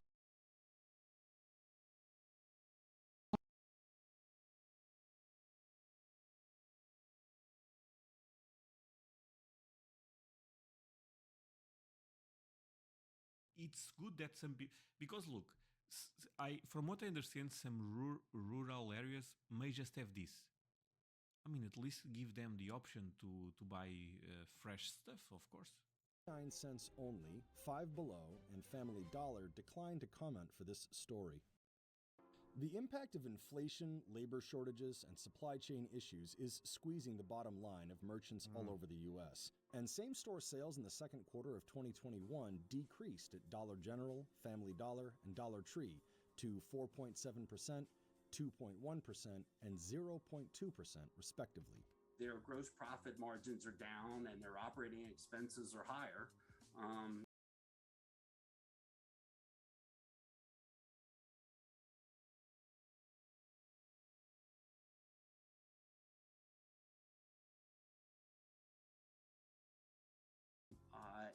And that's particularly problematic for retailers that are operating in extreme value settings like the dollar stores. The traditional dollar store model is going extinct. Dollar Tree remains one of the only retailers to sell all of its merchandise for $1. However, the retailer announced in September. What? Okay. Dollar Tree, okay. September 2021, it's raising its prices and adding $1.25 and $1.50 price points in some stores. Okay, that's really bad marketing, but I understand. In November 2021, Dollar Tree announced it will be permanently raising prices by 25% on the majority of its products. With Walmart increasing its minimum wage to $15, dollar stores may struggle to compete in an economy where workers are scarce. Dollar Tree and Family Dollar hosted a hiring event in August 2021 where they offered a $1,000 sign-on bonus for warehouse employees. Dollar General. Wait, what? Where they offered a $1,000 sign-on bonus for warehouse employees.